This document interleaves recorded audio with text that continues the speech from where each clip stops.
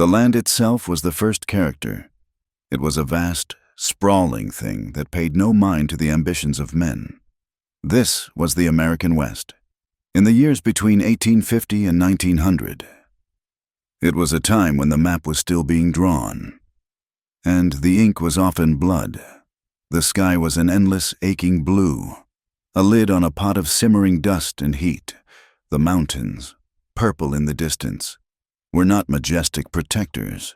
They were jagged teeth, promising cold and predators. The prairies rolled on forever, deceptive in their emptiness. The tall grasses hiding alkali patches that could poison water and ravines that could hide an army.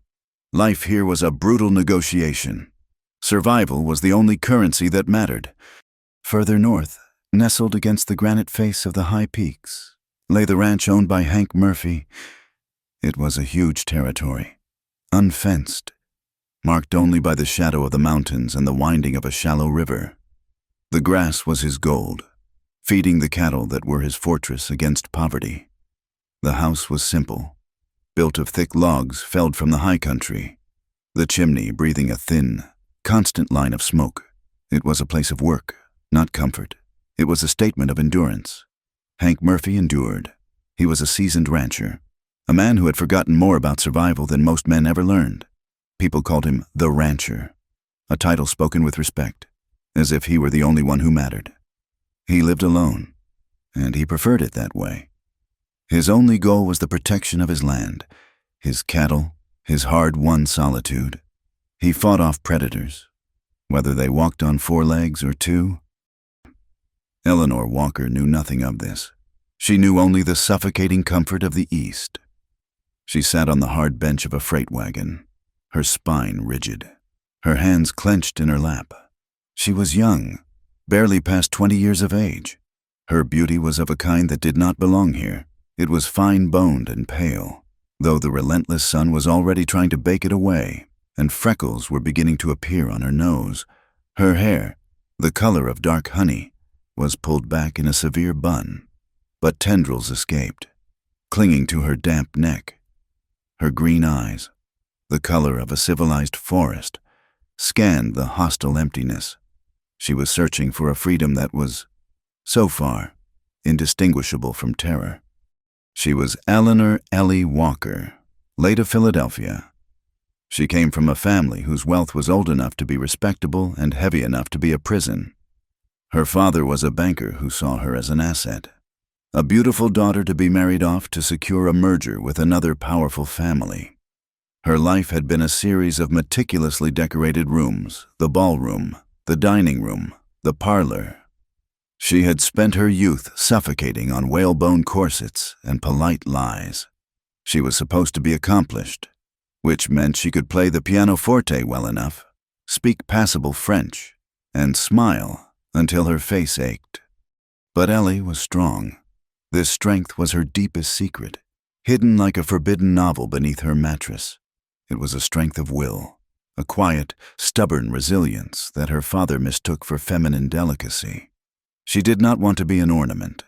She did not want her entire existence decided for her in a drawing room thick with cigar smoke and the scent of brandy. She wanted, desperately, to breathe. She did not even know what she was looking for.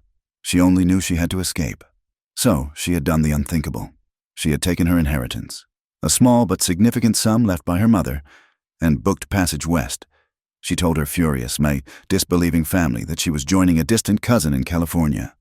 She was seeking freedom, a place where she could prove her own worth, a place where the air was clean. The air was clean, yes, but it was also full of a fine, choking dust that coated her tongue and stung her eyes. The wagon train had been on the trail for weeks. This was the last leg, a supposed shortcut through open territory that was meant to save them 5 days. It was hot. The sun beat down, a physical hammer blow from a brassy sky. It must have been near 2 o'clock in the afternoon. The heat mirage made the distant horizon tremble, turning the landscape into a shimmering, watery illusion. The only sound was the rhythmic, agonizing squeak of the axles, the plodding of the tired oxen, and the occasional sharp word from the wagon master. a good man named Peters. Ellie was traveling with a small group of families and prospectors, all seeking something better, all running toward a dream. She had been quiet during the journey, keeping to herself. They saw her as a lady, clearly out of place, and they treated her with a clumsy, distant respect. Mrs. Gable, a woman with tired eyes and two small, dusty children, had offered her a piece of dried jerky that morning. Ellie had eaten it, fighting the nausea, and had offered the woman a grateful, if weak, smile. The world ended in a heartbeat. They came from a dry wash to the left, a place that looked like nothing more than a shallow crack in the flat earth.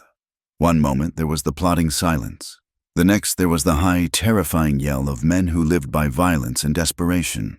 There were perhaps a dozen of them, bandits, their faces masked by dirty bandanas, their horses lean and fast, ridden hard. Gunfire erupted. It was not the ordered sound of a battle. It was a chaotic, ugly popping, sharp and sudden. Ellie saw Mr. Peters, the wagon master, spin around, his hand flying to his chest as if in surprise. He fell from his horse without a sound, a puff of dust rising where he landed. The wagon lurched violently as the driver was shot. Ellie was thrown from the seat, tumbling into the abrasive, filthy dust. She landed hard, the air knocked from her lungs in a painful rush. For a second, she could only lie there, paralyzed, her ears ringing, staring at the spinning wagon wheel. Panic, cold and absolute, tried to drown her. Men were shouting orders, their voices harsh. Horses were screaming, a sound of pure terror. She saw one of the bandits, laughing, grab the reins of the lead wagon. Another, a heavy man with a black beard, ripped the canvas cover off a supply wagon, sending pots and pans clattering to the ground. Mrs. Gable was huddled between two water barrels, shielding her children with her own body, her mouth open in a silent, agonizing scream. Ellie moved. It was pure instinct. She was not a fighter. She had never held a pistol in her life, but she was not a coward. She saw the wagon master's rifle lying in the dirt, just a few feet away from where he had fallen. She scrambled on her hands and knees. The hot ground scraped her palms raw. She was almost there, her fingers stretched, straining for the wooden stock. A heavy boot slammed down on her right hand. The bones crunched under the pressure. A white-hot spike of pain shot up her arm, so intense it stole her breath and blurred her vision. She cried out, a thin, strangled sound. She looked up, her eyes blinded by tears of pain, into the face of her attacker. He was a large man, his face sunburned to a dark, cracked leather. He smelled of sweat, stale whiskey, and something rotten. He grinned, his teeth stained and broken. He clearly found her terror amusing. He holstered his pistol, as if she were not worth a bullet, and drew a long, wicked-looking knife from his belt. He balanced it in his palm, still grinning, clearly intending to take his time. A single shot cracked the air, distinct from the others, impossibly loud and close. The bandit's grin froze. His eyes widened, a brief, stupid spark of surprise filling them. A dark, neat hole appeared on his shirt, just over his heart. He did not fall immediately. He simply folded, his knees buckling, collapsing like a sack of grain. His dead weight trapped Ellie's hand for another agonizing moment before she shoved him off, gasping, cradling her crushed hand to her chest. The battle had changed. The chaos was gone. A new sound had joined the fight, the heavy, methodical boom of a high-powered repeating rifle. He had come from the north, from the direction of the mountains, as if summoned by the violence. A lone rider on a powerful bay horse. The horse moved with an unnatural, terrifying calm, walking steadily through the fight while other animals panicked. The rider was tall, anchored to the saddle as if he were part of the beast. It was Hank Murphy. He was a figure of absolute, rugged competence. His shoulders were wide, straining the fabric of his simple work shirt. His hat was pulled low, shadowing his face. But Ellie could see the hard, unmoving line of his jaw. He held the rifle in one hand, firing, working the lever with a smooth, economical motion. Firing again. He did not shout. He did not waste movement. He was not a hero from a novel. He was not a knight in shining armor. He was a man culling a pack of wolves. He aimed for the chest. He did not miss. The bandits, who had been full of vicious confidence and cruel laughter seconds before, faltered. Their leader, the one with the knife, was dead. 2 more were down, unmoving in the dust. This was not a fight for plunder. This was an extermination. A bandit, seeing the tide turn, tried to spur his horse, to charge the lone rider. Hank did not even flinch. He fired once. The horse went down, screaming, trapping its rider underneath. Hank ignored the man's cries and acquired his next target. The fight, which had seemed like a terrifying eternity, was over in less than 3 minutes. The remaining 4 bandits wheeled their horses, spurring them frantically back toward the ravine, fleeing for their lives. Hank raised his rifle, sighted one, and then lowered it. He did not waste bullets on running men. Silence. The silence that fell was profound, heavier than the heat, broken only by the high, thin, gasping sobs of Mrs. Gable's youngest child and the groaning of the man trapped under his horse. Ellie pushed herself to a sitting position. Her body was shaking with a violence that frightened her. The world was blurry. Her hand throbbed with a pain so deep and sickening it made her dizzy. She tasted dust and copper in her throat. She looked at her savior. Hank Murphy sat his horse, unmoving. He was methodically reloading the rifle, his gaze absolute. He checked the ravine, his eyes sweeping the horizon, ensuring the threat was truly gone. He seemed to have forgotten the survivors entirely. Finally, satisfied, he turned his horse. He walked the bay over to where the wagon master lay. He dismounted in one fluid, powerful motion. He knelt, checked the man for a pulse, and then, with a simple, practical gesture, pulled the man's hat over his face. He stood up. Ellie found her voice. It was a dry, cracked whisper. "Thank you, sir. You saved us. You saved our lives." Hank Murphy turned. He looked at her. His eyes were blue, the color of a mountain lake just after the ice melts, so cold they seemed to burn. He was not a young man, perhaps 35, perhaps 40. His face was weathered, carved by wind and sun into hard lines. But it was a handsome face, in a raw, unforgiving way. A dark beard shadowed his jaw. He looked at Ellie, his gaze traveling from her torn, expensive dress to her bleeding, filthy palms, to her crushed hand, and finally to her wide, terrified green eyes. There was no kindness in his expression. There was no softness. There was no concern. He had just rescued her from certain brutal death, and he looked at her with a chillingly cold assessment. Ellie shrank back. This was not the gratitude she expected. This was not the comfort a hero offered. Hank Murphy saw her as the source of the problem. He saw a soft woman from the East, a piece of delicate baggage that screamed victim. He saw the ruined wagon train, the dead man he would now have to bury, the crying women and children he would now, by the unwritten law of the frontier, be responsible for. He saw, in Eleanor Walker, the world of complications, emotions, and weaknesses he had built his entire life to avoid.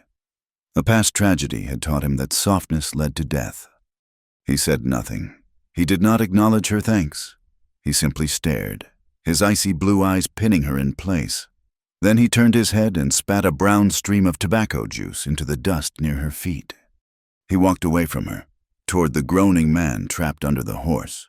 Drawing the heavy pistol from the holster on his hip, Ellie watched him go, a shiver running down her spine that had nothing to do with fear, and everything to do with the man who had just saved her life. The pistol shot was final. It echoed once and was gone, leaving the high plains silent again, save for the weeping of the children, Hank Murphy holstered his weapon. He did not look at the man he had just killed. He turned his attention to the living, his expression unchanged. His gaze swept over the small, terrified huddle of survivors. Mrs., Gable, Ellie, the two Gable children, and one other man, a prospector who looked pale and useless. "We are not staying here," Hank said. His voice was a low rasp, like gravel stirred in a bucket. It was not a suggestion. It was a fact. The ones who ran will be back. They always come back, usually with friends. He strode to the remaining wagons. The oxen were spooked but standing. He checked the wagon that Ellie had been in. The driver was dead, slumped over the brake. Hank pulled the man out with an unceremonious heave and let him fall to the ground. Ellie flinched, cradling her right hand. The pain was a living thing, a fire that licked up her arm. He has a name," she whispered, the words catching in her throat. Hank paused.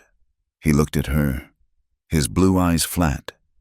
"He does not need it anymore. What he needs is a grave. What you need is to get moving."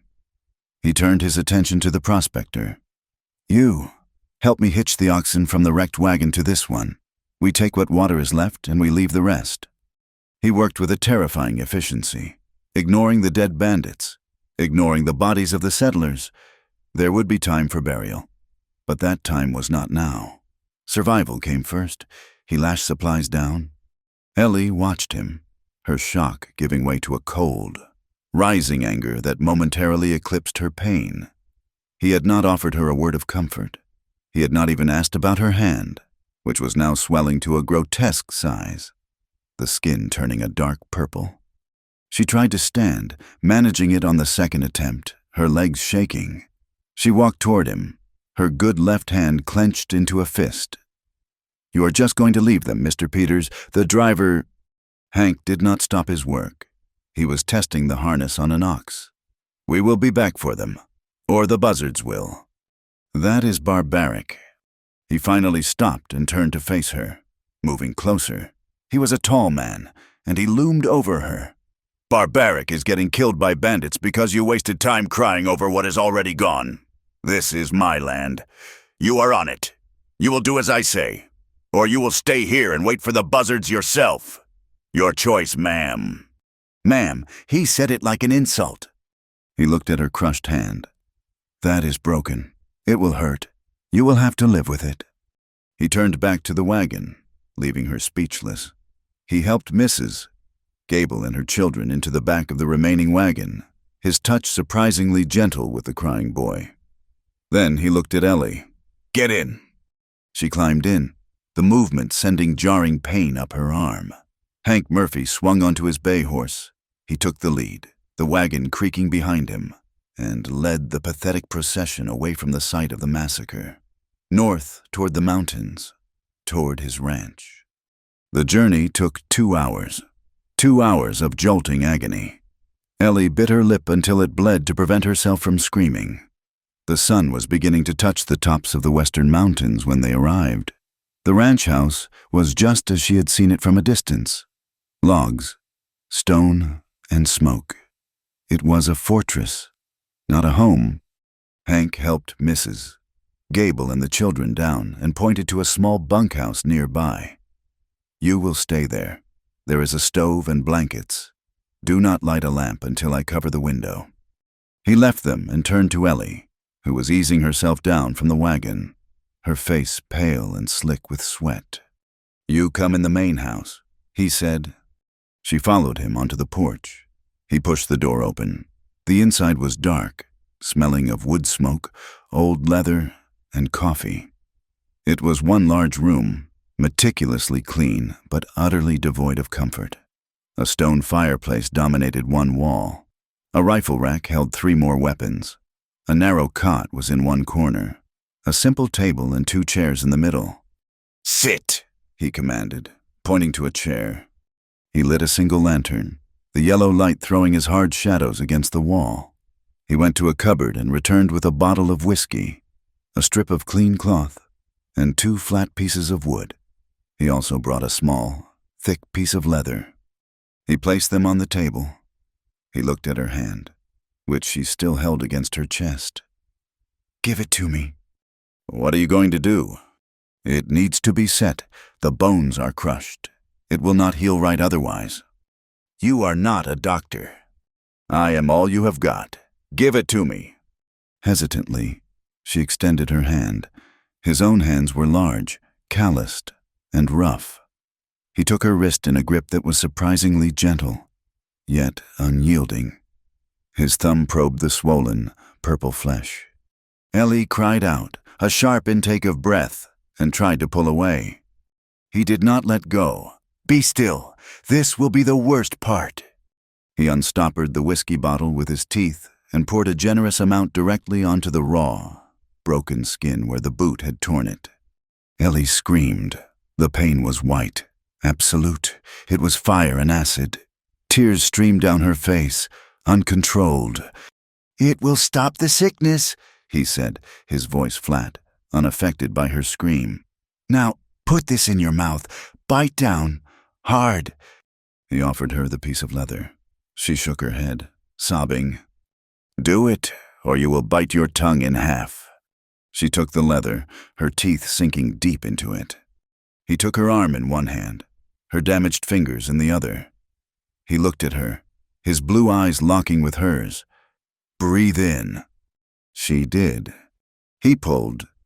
There was a sound of wet gravel, of small, terrible things moving back into place. Ellie's world exploded in pure, white agony. Her scream was muffled by the leather. Black spots danced in her vision. She felt herself falling, and then his other hand was on her shoulder, holding her upright in the chair. "It is done," he said. He was breathing a little harder. That was the only sign of his exertion. He quickly, deftly, wrapped her hand against one of the wood splints, then laid the other on top and bound the entire thing with the cloth, pulling the knots tight with his teeth and one hand. He released her. She slumped in the chair, shaking, biting back sobs of pain and shock. He poured a small amount of whiskey into a tin cup and pushed it toward her. "Drink. It will help you sleep." She stared at the cup with her good hand, unable to lift it. He sighed, an impatient sound. He picked it up and held it to her lips. "Drink." She obeyed, coughing as the raw spirit burned her throat. He emptied the cup, then stood. "The cot is yours. I will sleep by the fire." He walked away, taking his rifle, and sat on the floor, leaning against the wall near the door. He began to clean the weapon, ignoring her completely. Ellie, in too much pain to argue, stumbled to the narrow cot and collapsed. She was asleep in moments, falling into a dark, painful void. The next few weeks were a painful blur. Hank was gone most of the day, riding the perimeter of his land. He and the prospector, whose name was Silas, had ridden back to the massacre site and buried the dead. Silas, grateful to be alive, had taken Mrs. Gable and her children to the nearest town, a 5-day ride south, leaving Ellie alone at the ranch with Hank. He had insisted she stay. "Your hand is useless," he had stated. "You would slow them down. You will stay here until the supply wagon comes through, maybe 1 month." So she stayed. It was a prison of polite, cold silence. He would leave before dawn. He would return after dark. He would cook a simple, joyless meal of beans and salted pork, share it without a word, and then clean his weapons until he went to sleep. Ellie's anger grew. The pain in her hand subsided into a dull, constant throb. But the anger in her heart grew hot. He treated her like a piece of freight. He was protecting her. Yes, but in the same way he protected his cattle. She was his property until he could get rid of her. She refused to be idle. With her one good hand, she learned to sweep the cabin, to knead bread dough, to mend his torn shirts. He never acknowledged her work. He would simply eat the bread and put on the mended shirt. The conflict she had been pulled into was not over. The bandits were not gone. They were a pack of wolves, emboldened. They called themselves the Red Hand Brigade. They had raided a neighboring ranch, running off with 50 head of cattle. Hank grew more tense. He spent more time cleaning his guns. his eyes constantly scanning the ridgeline. "They are coming here," Ellie said one evening. It was not a question. "Yes," he replied, sighting down the barrel of his rifle. "What will you do?" "I will be ready.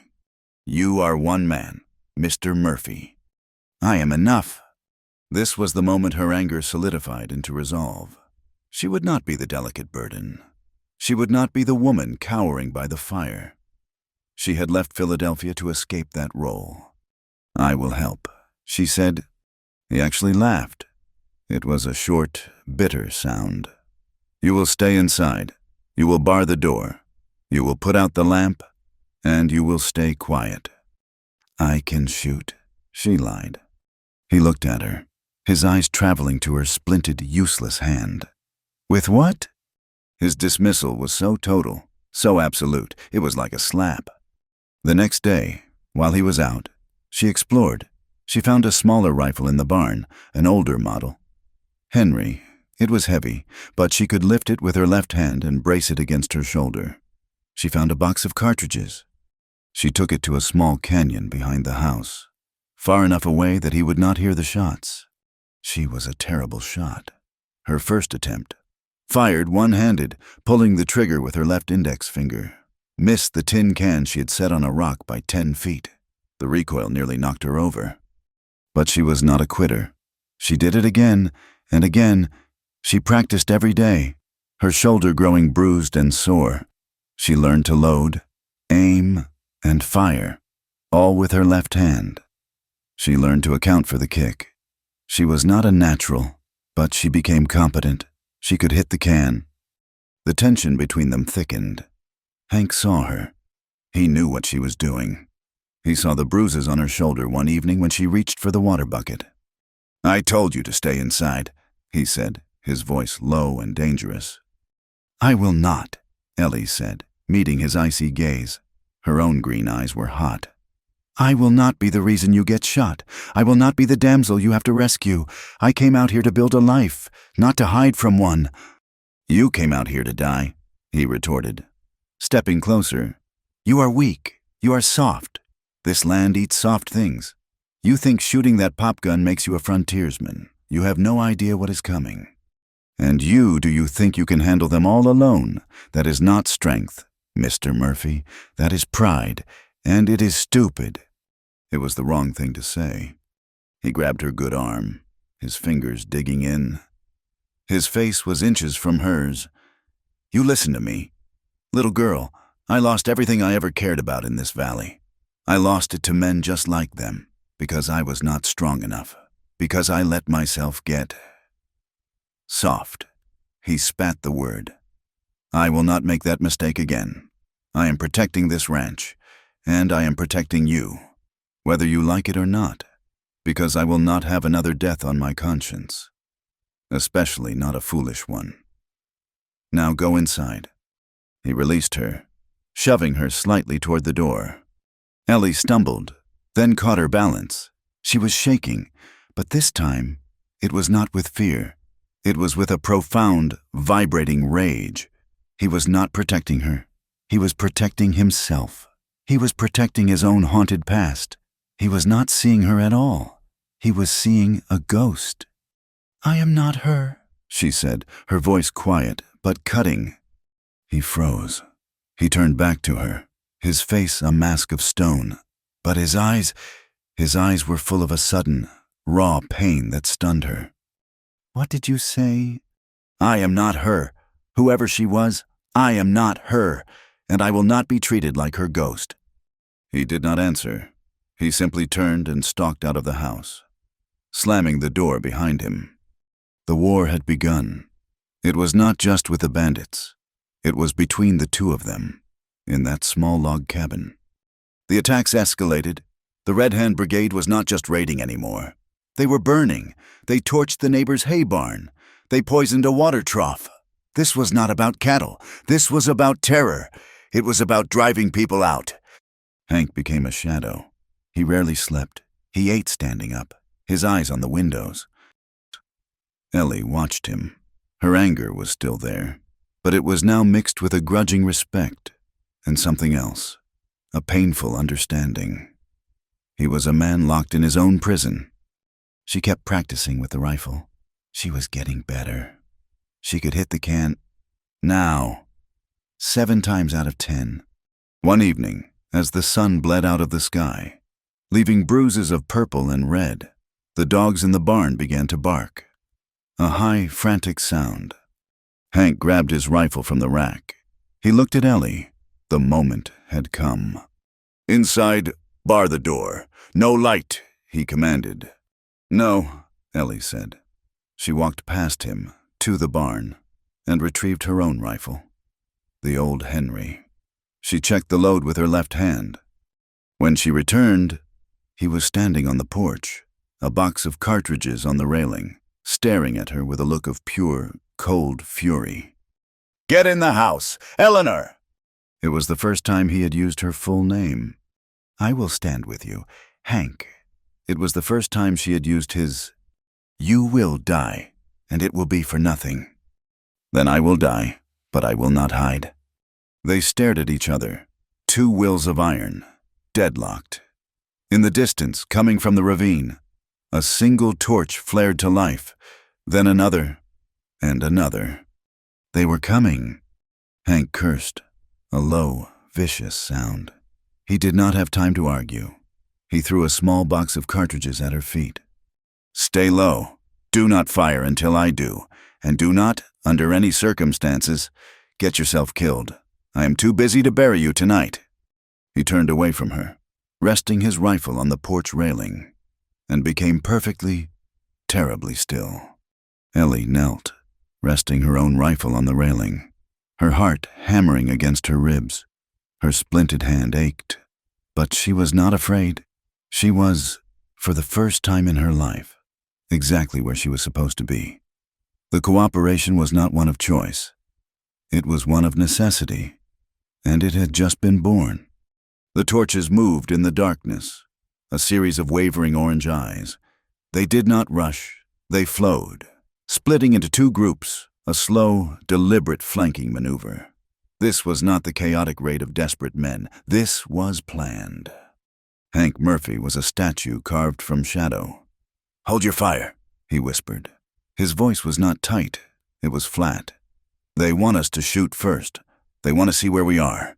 Wait for my shot." Ellie knelt, the rough wood of the porch railing biting into her good forearm. Her left hand was slick with sweat on the rifle stock. Her splinted right hand throbbed in time with her heart, a dull, heavy beat. She swallowed, her throat dry, and tasted the metallic tang of fear. The night air was cool, but she felt incredibly hot. The riders stopped. They were just outside the small pool of weak yellow light cast by the single lantern hanging by the door. Ellie could make out their shapes, perhaps 15 of them, mounted and still, waiting. One man rode forward, his horse walking with a slow, arrogant confidence. He stopped at the very edge of the light. He was a tall man, wearing a long duster, his hat pulled low. He sat his horse with a stillness that matched Hank's. He leaned forward, resting one arm on the pommel of his saddle. He laughed. It was not a rough, barking sound.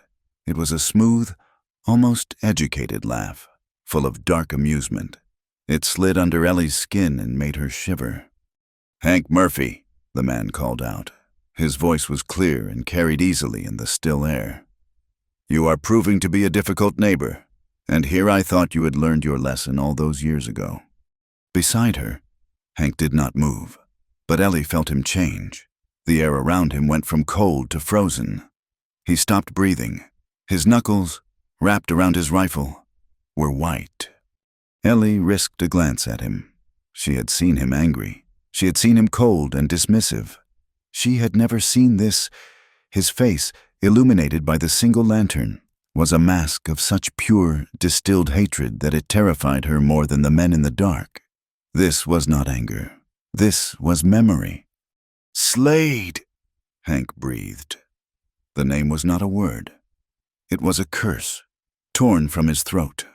The man in the darkness laughed again, a soft chuckle. "So you do remember. I was wondering. It has been—" What, 5 years, or is it 6? I lose track.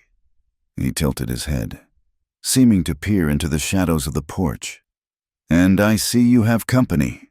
Another one. Hank, you truly are a slow learner. Does this one know how the last one ended? Ellie did not understand. She only understood the reaction.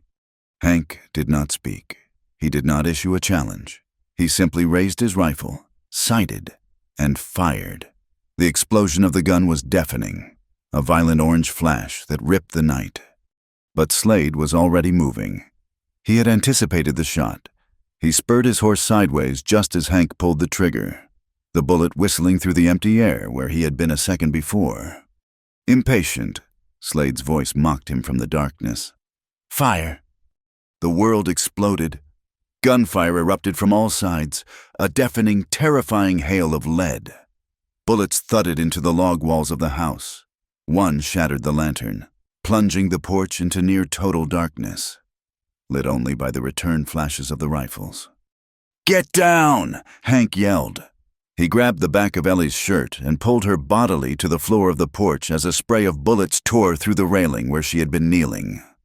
She landed hard on her splint, a fresh, sharp agony lancing up her arm. She cried out, clamping her jaw shut against the pain. Stay low, Hank commanded. He was on his belly beside her, firing with a methodical, deadly rhythm. Boom! Lever! Boom! He was not shooting wildly. He was aiming at the muzzle flashes in the dark. This was not a raid. It was an execution. Slade was smart. He had his men circling, firing from the cover of darkness, never presenting a clear target. They were testing the defenses. They were trying to draw all his fire, to count the guns. They are trying to burn us out, Hank yelled over the noise, as if summoned by his words.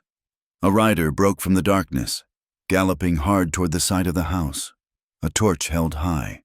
He was aiming for the barn. No! Ellie cried, thinking of the horses trapped inside. It is just a barn, Hank said, his voice like ice. Do not move. The rider threw the torch.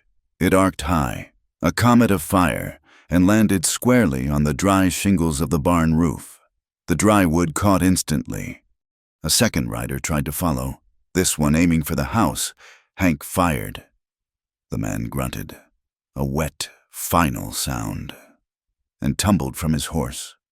Ellie, lying on the floor, felt a surge of pure, primal terror, but her anger was stronger. She would not lie here and be slaughtered. She pushed herself forward, crawling, ignoring the fire in her hand. She rested her Henry rifle on the floor, pointing it out between two of the porch posts. She saw a shadow, a man, on foot, creeping toward the well, trying to get a clear shot at them. He stopped, raising his rifle. Ellie aimed. She braced her splinted hand against the wood. She pulled the trigger with her left index finger. The kick of the heavy rifle was brutal, slamming into her shoulder. The shadow screamed, a high, thin sound, and dropped. He was not dead, but he was down, writhing in the dirt. She had hit him. The realization hit her with the force of a physical blow. It was not triumph. It was a cold, sharp, terrible fact. She had shot a man. Hank glanced at her, his eyes unreadable in the flickering light of the growing fire. Reload, he ordered. The fighting continued for another 10 minutes, a hellish nightmare of noise and flashing light. The barn was now fully ablaze, casting a grotesque, dancing red light over the entire yard. Hank moved like a phantom, firing from the porch, then rolling, firing from the corner of the house. He was taking a toll. Ellie saw at least 2 other riders fall. Then, as suddenly as it began, it stopped. Slade's voice cut through the ringing in her ears. Enough, boys. We have made our point. We will be back. Hank, we will be back when you are not expecting it, and we will enjoy the girl. Tell her I said hello. The remaining riders laughed. A cruel, ugly sound. The sound of hoofbeats faded quickly, disappearing back into the night. Silence fell, heavy and absolute, broken only by the roar and crackle of the burning barn. Hank stood up slowly. He was a silhouette against the inferno. He scanned the darkness, his rifle still ready. He was not hurt. He looked at the barn. "The horses are already out," he said, his voice quiet. "I let them out into the south pasture this afternoon. I knew they would try for the barn first." He was always one step ahead. He turned and looked at Ellie. She was still on the floor, shaking, her rifle clutched in her good hand. "You hit one," he said. It was not praise. It was a simple observation. "You knew him," she said. Her voice was a hoarse whisper. "Slade." Hank's face, illuminated by the fire, was a mask of stone. He walked past her, into the cabin. "Stay away from the door. They might have left a sniper." Ellie followed him, pushing herself up on trembling legs. The cabin was dark, suffocating. The only light was the red, pulsing glow from the windows. She sat at the table. He stood by the cold fireplace, reloading his rifle. The silence stretched. The barn roof collapsed with a great shower of sparks and a deep groan. Ellie watched his back. She was exhausted. Her body ached, and her mind was screaming. But she knew this was the moment. The wall between them had been breached. "Who is he?" she asked the darkness. She expected him to ignore her, to tell her to be quiet and sleep. He was silent for a full minute. The only sound was him slotting cartridges into the rifle. "His name is Jedediah Slade," Hank said finally. His voice was dead, stripped of all emotion. "He used to be a rancher, my neighbor. Years ago, my friend." Ellie waited. She held her breath. "This valley," he said, his voice distant. "It was different then. We were building something. My wife, her name was Mary." He said the name as if it hurt his mouth, a word he had not spoken aloud in years. "She was not like you," he said, and there was no insult in it, just a statement of fact. "She was soft, gentle. She was from the east, too, but she loved this place. She said the sky here was honest." He paused, remembering. "We had a good life for 2 years. We were building this ranch. Then the drought of '68 hit. It was bad. Slade, he lost most of his cattle. He started drinking. He changed. He got bitter. He said the land had betrayed him. He found other men like him, angry, broken men." Ellie listened, her own pain forgotten. She watched his rigid back. They started rustling, small at first. I warned him. I went to him as a friend. I told him to stop, that I would help him. He laughed in my face. He said helping was for fools. Hank placed the reloaded rifle on the mantel. He rested his forearm against the stone. His head bowed. The firelight played on his hair. "They came one night, 5 years ago. Just like tonight, but they were not testing the defenses. They were here to take everything. I was out, riding the north pasture, looking for strays. It was a cold night. I was gone. I was not here." His voice broke. Just a fraction, a tiny crack in the granite. "When I got back, the house was burning, just like the barn is burning now. And Mary." He stopped. He could not say it. He took a deep, shuddering breath. "He killed her," he finished. His voice was a flat, cold razor. "Slade and his men, they did not just kill her. They were drunk. They laughed." He slammed his fist against the stone fireplace. A single, sharp sound of impact. "I found her. She was still alive. She died in my arms." Ellie closed her eyes. The image was so vivid, so awful. It made her sick. She wanted to go to him, to offer some comfort, but she knew he would reject it. He was not a man who accepted comfort. "I hunted them," he said, his voice a low growl. "I hunted them for 6 months. I found 4 of them. I killed them all. But Slade, he is smart. He vanished. Went south. I heard a rumor he was hanged in Texas for murdering a card sharp. I believed it. I wanted to believe it." He turned around. His face was a landscape of grief, so old and deep it looked like it had been carved there by the wind. He is back. He is not here for my cattle. He is not here for money. He is here for me. He is here to finish what he started. He is here to take away anything I might care about, just to watch me burn again. His icy blue eyes found hers in the dark, and suddenly all his coldness, all his harsh commands for her to hide, made a terrible, painful sense. This is why I told you to stay inside. Eleanor, this is why I told you to leave. He saw you tonight. He knows he will use you to hurt me. Ellie stood up. She was trembling, but not with fear. I am not Mary, she said, her voice quiet but fierce. She repeated her words from before, but their meaning had changed. They were no longer an accusation. They were a promise. I am not your wife.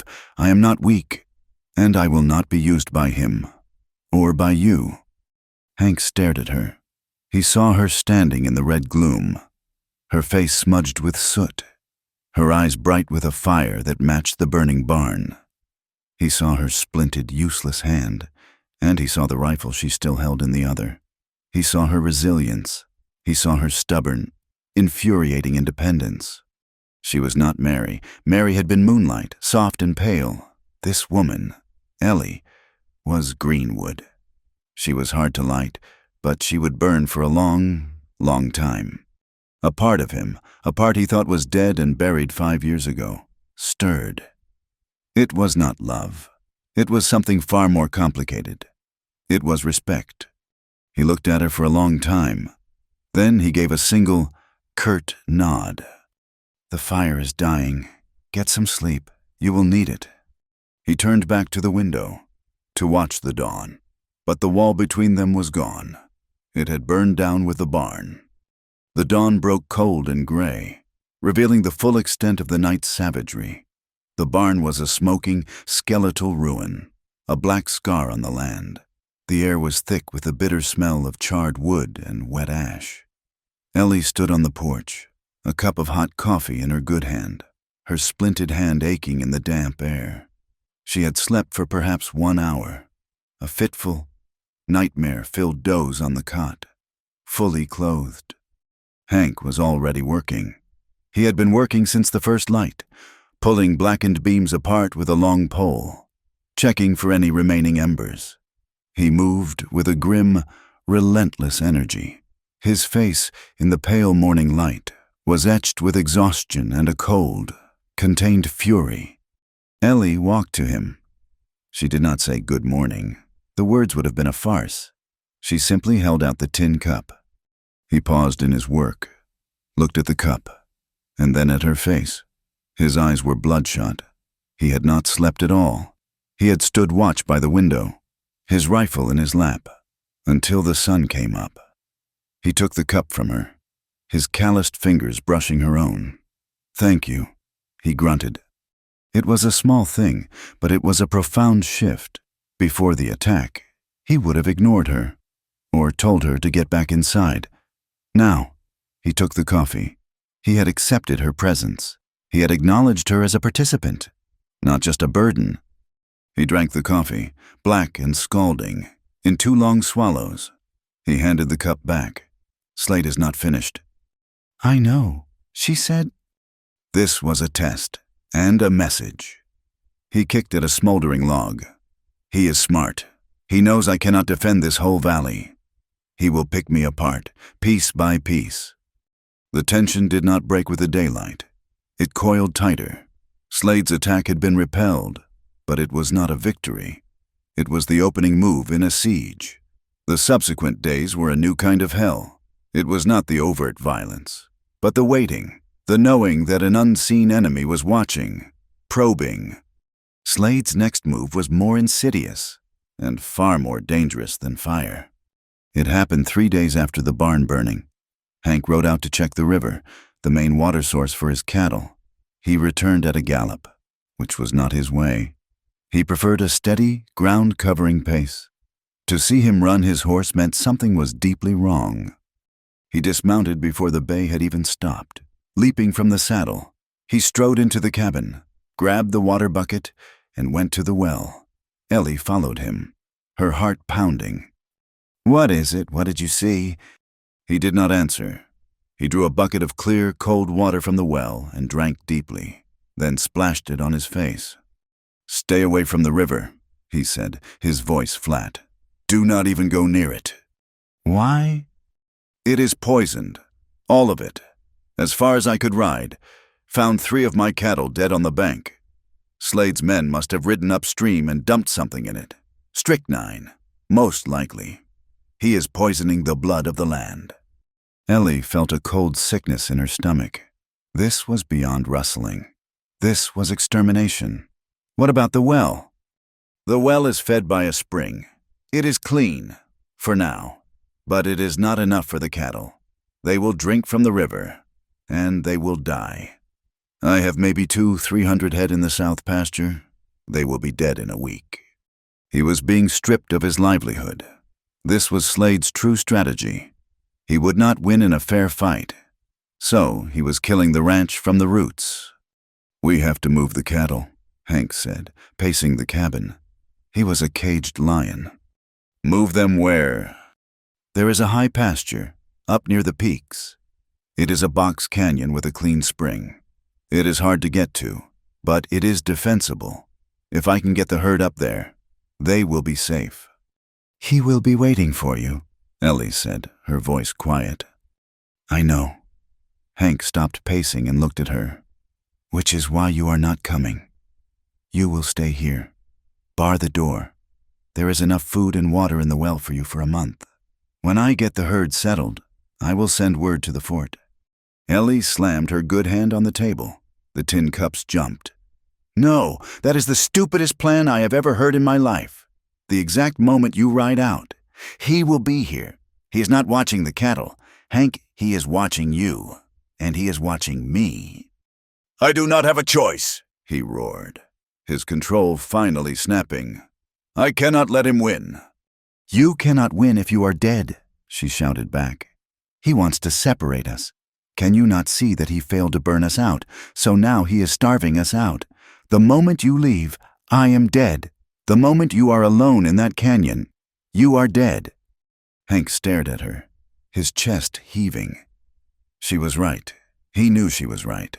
Slade had him in a trap. "What do you suggest?" he asked, his voice a low, dangerous growl. "We sit here and watch my herd die." Ellie took a breath, forcing herself to be calm. Her mind, trained in the drawing rooms of Philadelphia to observe, to find the hidden meanings in a conversation, was working. "We do what he does not expect. We use his assumptions against him. He assumes I am weak. He assumes you are trying to protect me. He assumes you are predictable. Go on. We do not just move the herd. We hunt him. He has a camp. He has to. His men need to sleep. They need to eat. We find his camp. We end this, not by defending, by attacking." Hank looked at her as if she had grown a second head. "Attack." "We are 2 people. He has 15, maybe 20 men. He thinks he is the hunter." Ellie insisted, her green eyes bright. "He will be careless. He does not expect the prey to bite back. We will not go for the high pasture. That is what he expects. We will ride east, into the Badlands. We will make him think we are running, trying to get to Fort Laramie. He will follow. He will be arrogant, and we will be watching our back trail. We will follow him back to his camp." It was a bold, desperate, and utterly insane plan. It was also brilliant. Hank was a master of defense, of fortification. He was a man who waited for the storm to hit. He had never considered taking the storm to the source. He stared at her for a long time. He saw the intelligence in her eyes. He saw the stubborn set of her jaw. She was not Mary. Mary would have been weeping, begging him to run. This woman was telling him to load his rifle and charge. The respect he had felt for her solidified into something hard and real. She was a warrior, in her own unexpected way. "It is a long shot," he said slowly. "It is the only shot," she replied. He gave a single, curt nod. Pack what you can carry on your horse. Food for 3 days. Water. Your rifle. We leave in 1 hour." The ride into the Badlands was brutal. They pushed the horses hard, leaving a clear trail. They were the bait. The landscape was a cracked, dry hell of canyons and hoodoos, a place where the sun beat down and the wind never stopped. Ellie rode without complaint. Her hand throbbed. Her shoulder ached from the weight of the rifle she kept ready in her lap, but she did not speak of it. Hank rode slightly ahead, his eyes constantly scanning the horizon. But more and more, he found himself looking back, checking on her. He was astonished by her resilience. She rode like she had been born to it, even though he knew she had spent her life in carriages.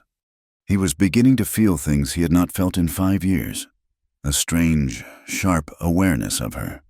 The way a stray piece of honey-colored hair whipped across her face, the focused, grim line of her mouth. It was an attraction, yes, but it was deeper than that. It was an unwelcome, terrifying pull toward a person who was his equal in will. He hated it. It felt like a betrayal. Every time he looked at her and felt that pull, he saw Mary's face, her soft smile. He saw the burning ruins of his house. He would turn away, his jaw tightening, and spur his horse, his coldness returning like a shield. Ellie saw his withdrawals. She saw the war inside him. He would look at her, his blue eyes softening for just a second, a flicker of warmth, and then he would freeze, as if remembering something terrible, and the ice would slam back down. She understood it was about his dead wife. It did not make it sting any less. On the second night, they were forced to make a cold camp in a narrow wash, hidden by low brush. The temperature plummeted as soon as the sun vanished. The desert night was as cold as the day was hot. They had been tracked. Hank knew it. He had seen the dust cloud, miles back, following them. "2 scouts," he whispered to Ellie, his voice barely a breath. "They are trying to confirm our trail before Slade moves the whole group." They waited. The ambush was fast and ugly. The 2 scouts rode into the wash, arrogant and careless. Hank took the first one, a clean shot from the rocks. The second man fired wildly, his bullet screaming off the rock near Hank's head, sending stone fragments into his arm. Ellie, hidden on the other side of the wash, fired her Henry. She did not hit the man, but her shot was close enough to make his horse rear, screaming. It threw him. He landed hard, his rifle skittering away. Hank was on him in a second, his knife drawn. It was over. They stood in the moonlight, the 2 bodies still in the dry creek bed, the sound of their own harsh breathing loud in the silence. Hank had a long, bleeding gash on his forearm where the rock fragments had hit him. "You did good," he grunted. It was the highest praise she had ever received. He was bleeding more than he let on. He sat against a rock, his rifle across his lap, his face pale. The cold was setting in, a damp, bone-chilling cold. He began to shiver, a low tremor that racked his entire body. He tried to hide it, clenching his jaw. "You are hurt," Ellie said. "It is a scratch. I am fine." "You are freezing," she said, her voice sharp. He was losing blood, and he was exhausted. She walked to her saddlebag. She pulled out the last true remnant of her old life, a fine silk chemise. With her teeth and her good hand, she tore a long strip. "What are you doing?" he asked, his voice rough. "Staying alive?" she said. She knelt in front of him. "Give me your arm." He resisted, but he was too tired, too cold. He extended his arm. She poured a small amount of whiskey from his flask onto the gash. He hissed, but did not pull away.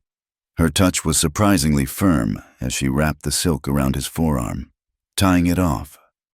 "It is not much of a bandage," he whispered. "It will hold." He was still shivering, hard. He had given her the only bedroll. He was sitting with just his coat. Ellie made a decision. It was not born of softness, but of practicality. She sat down beside him, their backs against the same rock. She unfolded the bedroll and threw it over both of them, tucks it around their legs. He went rigid, every muscle in his body locked. "Eleanor, what are you doing?" You are shaking so hard you cannot hold your rifle. If they come back, you will be useless. We need to share warmth. It is simple survival." He wanted to argue. He wanted to push her away. It was wrong. It was dangerous. It was the softness he had sworn off. But he was so cold, and her small body next to his, under the blanket, was a pool of life-giving warmth. He was too exhausted to fight. He relaxed. Just a fraction. They sat in silence for a long time, listening to the wind. She was tucked against his side. He could feel her breathing. He could smell her hair, a faint scent of soap and dust. It had been 5 years since he had felt the simple, human warmth of another person. It was an agony. It was a relief. He turned his head to look at her. In the pale, thin moonlight, her face was soft. The hard lines of determination were eased by exhaustion. Her eyes were closed. He saw the dark sweep of her lashes, the stubborn set of her chin. She was beautiful, not in the delicate way Mary had been, but in a way that was forged from fire and grit. He felt a powerful, undeniable pull. It was a raw, lonely ache. "Ellie," he whispered. Her name was rough in his throat. Her eyes opened. She looked at him. She was so close. Her lips were parted slightly. She was not afraid. She was just watching him, her green eyes clear in the moonlight. He leaned in. He did not know what he was doing. He was just moving, drawn by a force he had forgotten existed. He saw her eyes widen. Just a fraction. Slade's voice. "We will enjoy the girl." Mary's scream. The smell of fire. Hank recoiled as if he had been physically struck. He ripped the blanket off them and stood up, stumbling slightly. He turned his back to her, stalking to the edge of the wash, his rifle in his hand. "Get some sleep," he ordered, his voice a harsh, strangled rasp. "I will take the first watch." Ellie watched his rigid, lonely back. She was shivering again, the cold of the night air hitting her. But it was nothing compared to the cold that had just come from him. She pulled the blanket around her own shoulders, her heart pounding with a confusing, painful mix of anger and loss. The bond was there. She had felt it, and she had felt him tear it apart. The ride back from the Badlands was silent. The brittle tension from the night before, from that almost kiss, had frozen solid and was now an impassable wall of ice between them. They had failed. After discovering the bodies of the 2 scouts, they had buried them under a pile of rocks, a grim, hasty burial.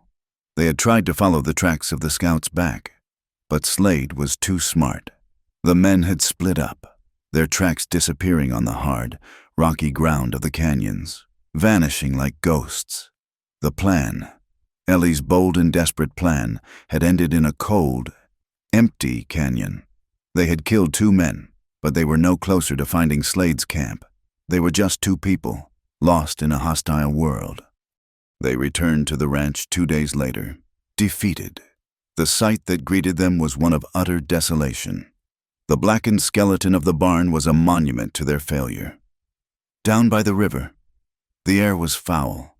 The first of Hank's cattle, victims of the poisoned water, were beginning to bloat in the weak sun, their bodies attracting a dark cloud of flies. Hank swung down from his horse. He did not look at Ellie. He did not speak. He walked to the ruined barn. His shoulders slumped. He looked, for the first time since she had met him, like a beaten man. The cold, impenetrable fortress of his will had been breached, not by Slade's bullets, but by despair.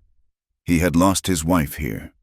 Now he was losing his ranch, his herd, his very life, piece by painful piece. Ellie tended the horses, her own heart a leaden weight in her chest. She had failed him. Her plan had been foolish, a fantasy of an Eastern girl playing at being a warrior. She had led him out into the desert on a fool's errand, and now they were back, weaker than before. The silence in the cabin that night was suffocating. It was worse than his anger. It was a silence of grief, a shared, unspoken acknowledgement that they were trapped. 3 more days passed. The cold front that had chilled them in the Badlands swept down into the valley, bringing a sharp, biting wind and a low, gray sky. The world was leached of color. They were prisoners in the small cabin, waiting. They took turns on watch, but there was nothing to see. Slade did not show himself. He was letting the poison and the despair do his work for him. On the fourth night, the cold was so bitter that Hank built up the fire.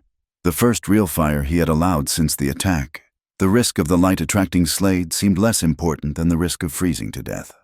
The flames licked up the chimney, casting a warm, dancing light on the log walls. Hank sat on the floor, his back to the wall, his rifle across his knees. He was staring into the flames, but his eyes were seeing 5 years ago.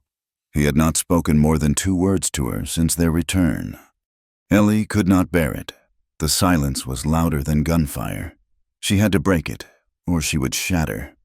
She sat in the single chair, warming her good hand. Her splinted hand ached constantly in the cold. "Hank," she said, her voice quiet. He did not move, did not acknowledge he had heard. "Where did you come from before this valley?" He was silent for a long moment. She thought he would ignore her. "Ohio," he said finally, his voice a low rasp. "Farm country, too many trees, too many people. Why did you leave?" He sighted down his rifle barrel, checking an imperfection only he could see. "For the same reason you did. I suppose, I wanted to breathe. I wanted a place where a man's work meant something, a place where you could see your own life, spread out in front of you. And you found it here." "I did," he said. He paused. "Slade came a year after me. He was from back east, too, full of big talk. But he was a good neighbor. At first, we helped each other. We built his cabin together in 1 week. We ran our cattle together. We dreamed of building a town." He shook his head. A small, bitter movement. The land does not care about dreams. Ellie watched him. This was the most he had ever shared. This was the man before the ice. "He was your friend," she whispered. "He was my best friend." Ellie felt a profound ache for him. She decided to share a piece of herself, to meet him in that place of lost dreams. "In Philadelphia," she began, her voice soft. "I was a prisoner. I was not a person. I was a possession, my father's. And then I was supposed to be my husband's." He glanced at her, his blue eyes catching the firelight. "There was a man," she continued, "Albert Stowe. His father owned a shipping line. My father, he wanted that merger.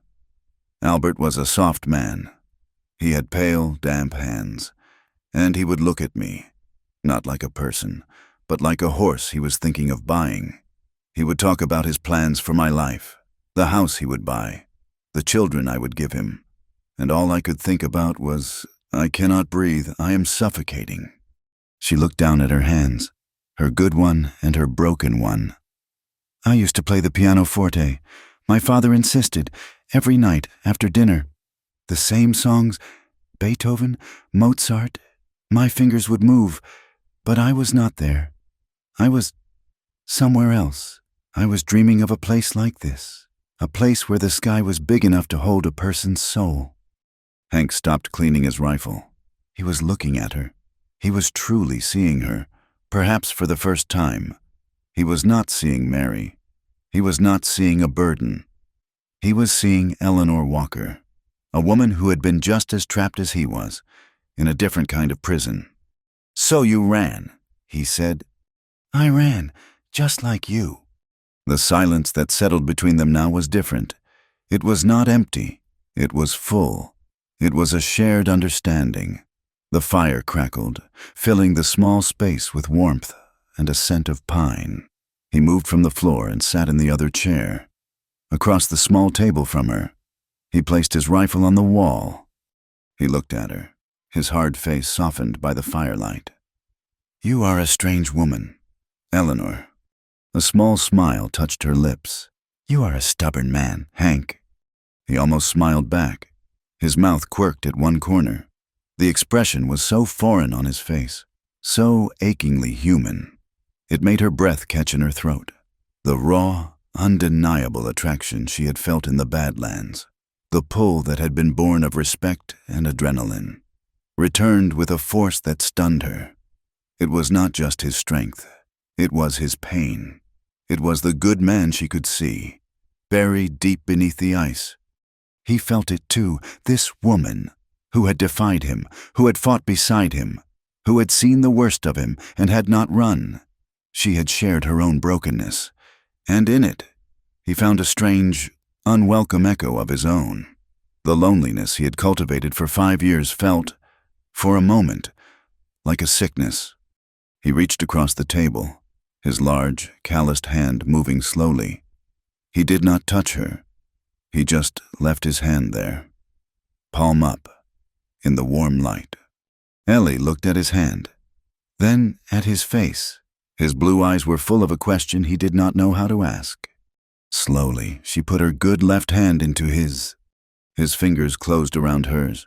His grip was not rough. It was firm and warm, and it sent a jolt straight to her heart.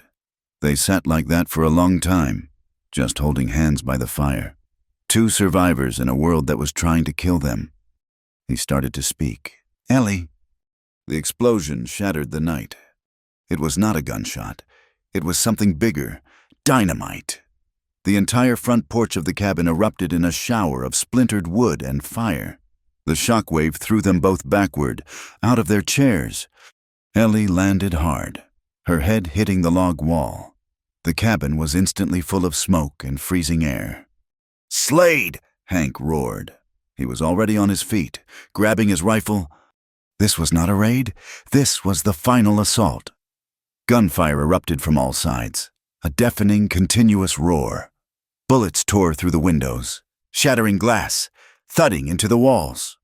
"He has more men," Hank yelled, shoving the table against the ruined doorway as a pathetic barricade.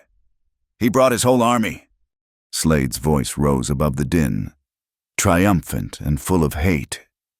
"No more games. Hank, you killed my men tonight. I am wiping this stain from the valley. I am burning you out." A torch landed in the middle of the room, thrown through the shattered window. It hit the straw mattress of the cot, which went up in flames instantly. The cabin was filling with thick, choking smoke. "The roof! They are on the roof!" Ellie cried, seeing a man's leg drop through the hole the fire was creating. Hank fired his rifle upward. The man screamed and fell. "We are surrounded," Hank grabbed her.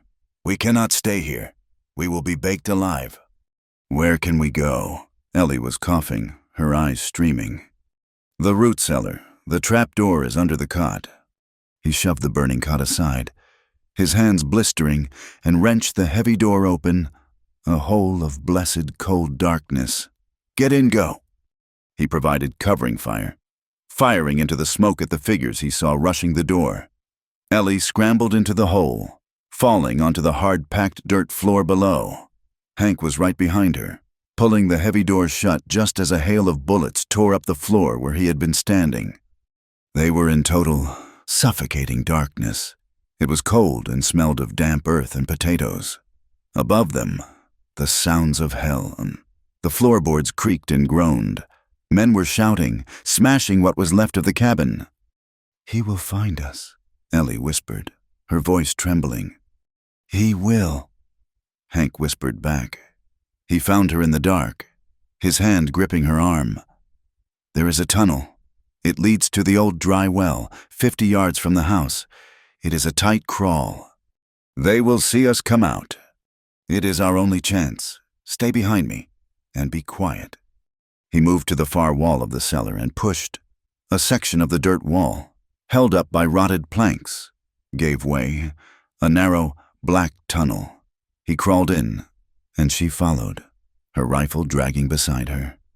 They scrambled through the dirt, a desperate, mole-like crawl. Behind them, they heard a roar of triumph. The door, they are in the cellar. A shot echoed in the small space, the bullet thudding harmlessly into the earth. They burst out of the tunnel, tumbling into the bottom of the dry well. Above them, a circle of pale, starry sky.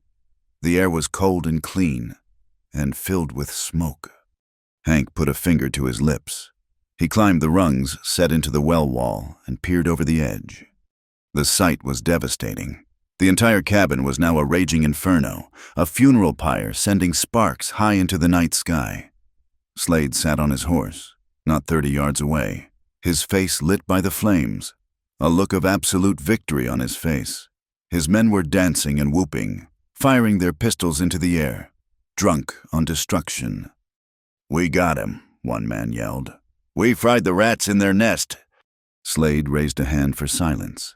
"Search the area. Make sure. I want to see his body." Hank eased back down. His face was a terrible mask of rage. He looked at Ellie. "They are distracted. When I say so, we climb out and we run for the rocks. We split up. I will draw them." "No," Ellie said, her voice iron. "This is not a debate. I can lead them off. You can get away. And go where you are trying to save Mary again. Hank, and it is a stupid plan. We stay together. We fight, or we die. Together." Her words cut through his panic, his grief. He looked at her, this impossible woman, covered in soot, her eyes burning brighter than the fire. "They will kill you," he whispered. "They will try." He stared at her for one more second. He saw the truth. He could not protect her. He could not win this alone. He had been trying to do it all himself for 5 years, and it had led him to this, a hole in the ground. "All right," he said, his voice raw. "Together. We go for the high rocks, the place you practice. It is defensible. Cover me while I climb. Then I will cover you." He needed her. The realization hit him with the force of a physical blow. He did not just want her. He needed her. He needed her strength, her fire, her stubborn, foolish courage. "Ready," he said. "Ready." He climbed. He reached the top, rolled over the edge, and brought his rifle up. "Now." Ellie climbed. Just as she reached the top, a shout went up. "There in the well, it is him." A bullet sang past her head. Hank fired, and the man who had shouted spun and fell. "Run," Hank roared, grabbing her good hand, pulling her to her feet. They ran, 2 shadows fleeing a burning world. Slade screamed in rage, "Do not let them escape! Get them!" Bullets kicked up the dirt around their feet. They ran for the rocks, for the high ground, for the one, desperate, final chance. And as he ran, Hank did not feel alone. The air was a maelstrom of heat and cold. The inferno of the cabin scorched their backs while the pre-dawn wind cut at their faces. Hank held her good left hand in a grip that felt like a manacle, pulling her over the uneven, rocky ground. "Run!" he yelled, his voice raw. "Do not stop! Do not look back!" Bullets sang past them in the dark, thin, whining sounds that seemed to come from everywhere at once. The light from the fire was a blessing and a curse. It showed them the path, but it also made them perfect silhouettes. Slade's voice rose above the chaos, a roar of pure, unadulterated hatred. "They are going for the rocks. Circle them. Get to the high ground. Do not let them get dug in." Men were scrambling, some on foot, others fumbling for their horses. They reached the entrance to the small canyon, the narrow cleft in the granite. This was Ellie's sanctuary, the place she had taught herself to be a fighter. It was fitting that it would be their last stand. "In here," Hank yelled, shoving her forward. "The ledge climb, go!" It was a frantic, desperate scramble up the rock face. The ledge was perhaps 20 feet up, a wide, natural shelf of granite, protected by a low wall of boulders. It was a fortress. It was also a trap. Hank clambered up after her, breathing in great, ragged gasps.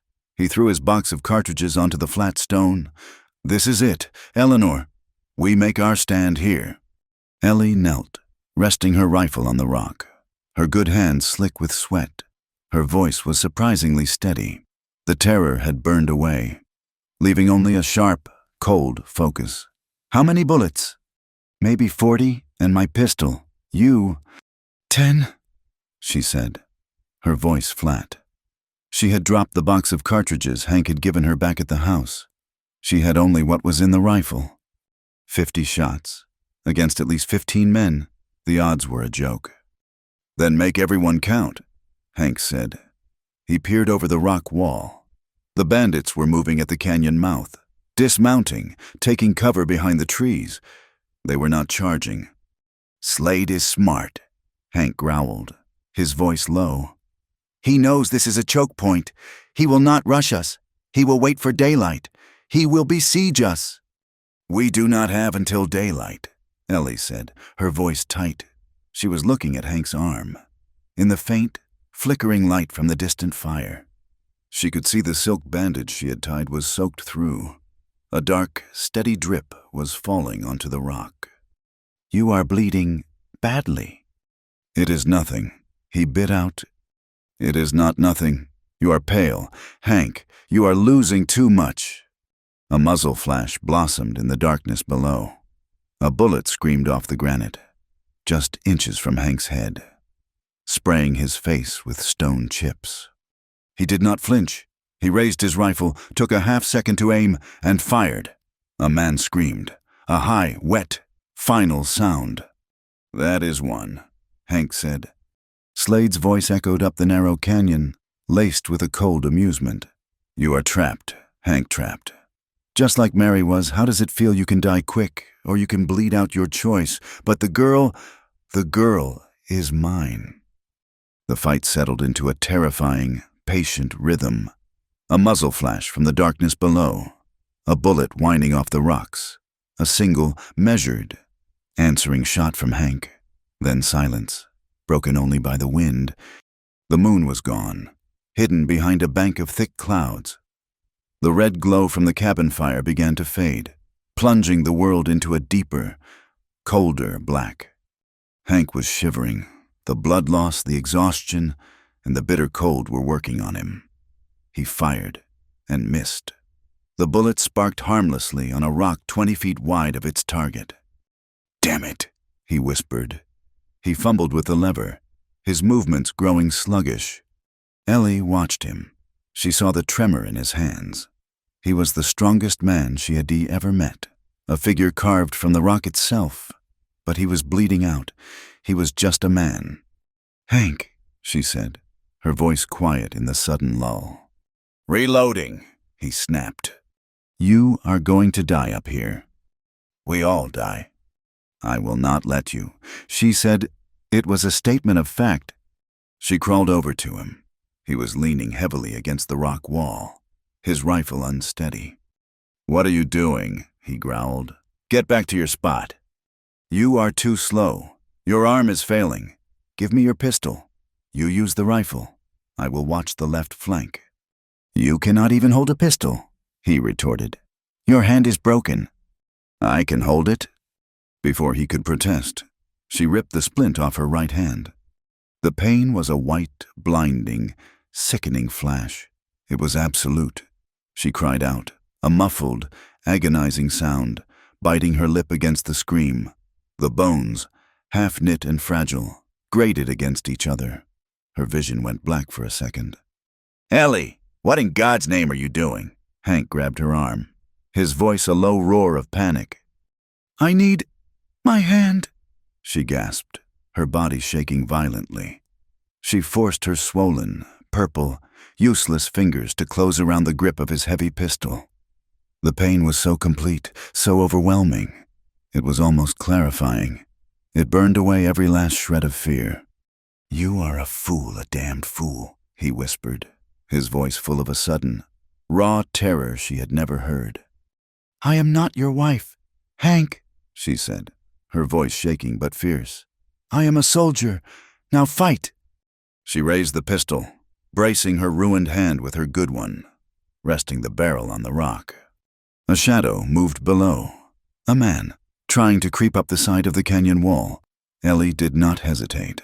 She pulled the trigger. The pistol bucked, sending a fresh wave of agony up her arm that made her nauseous. But her shot was true. The man grunted and fell, sliding down the rocks in a rattle of loose gravel. Hank stared at her. He saw her face, pale as death in the gloom. contorted in agony, her forehead slick with sweat. He saw her grim, terrible determination. And in that moment, the last 5 years of ice, the last wall he had built around his heart to keep the memory of Mary safe. It did not just crumble. It evaporated. He loved her. The realization was as sharp and as devastating as a bullet. "They are moving," he said, his voice thick. The bandits knew they were running out of time. They knew the defenders were few. They tried a concerted rush, 3 men at once, breaking from the cover of the trees, firing as they ran.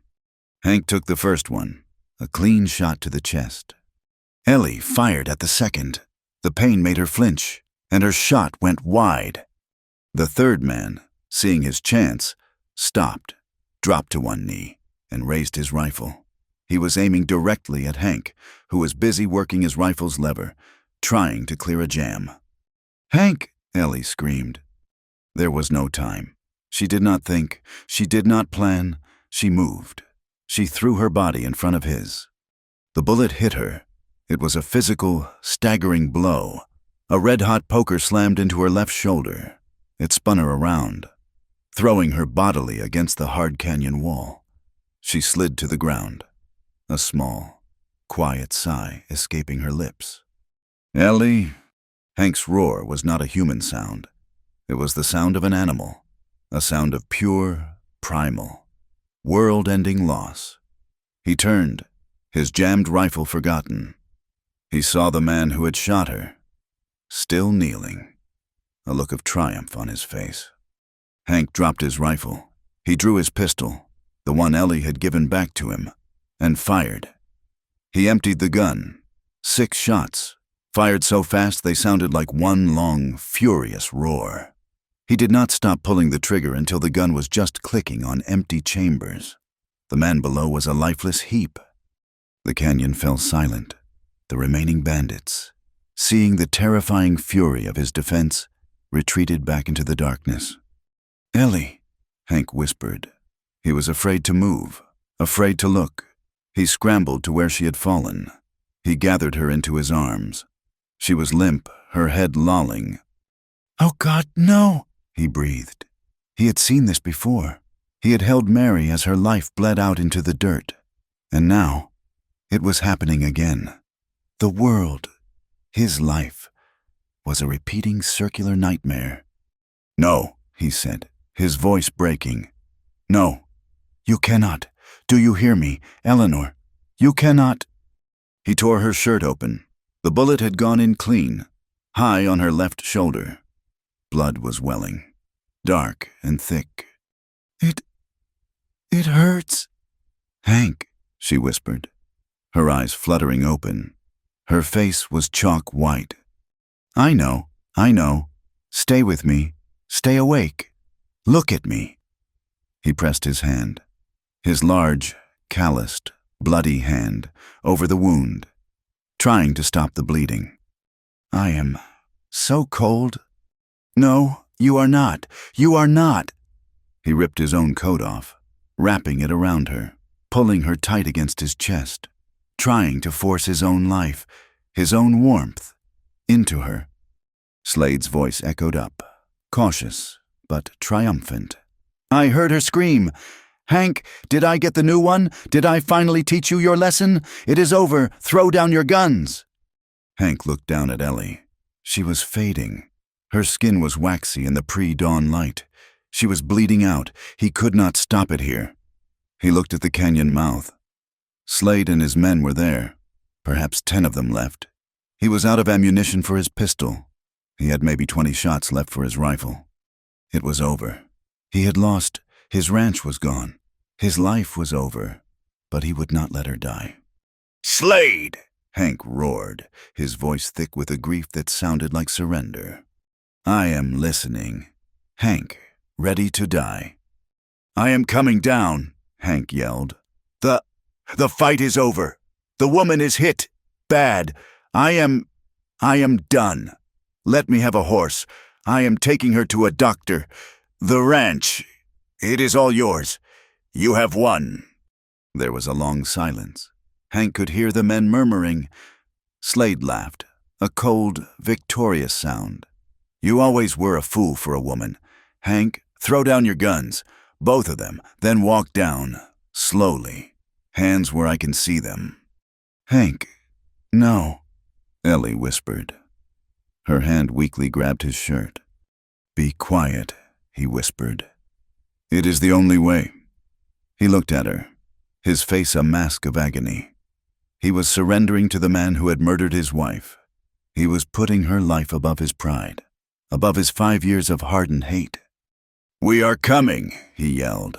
He stood and took his rifle, raising it high, and threw it off the ledge. It clattered down the rocks. He picked up Ellie's Henry rifle and threw it down too. "We are clean. Now walk."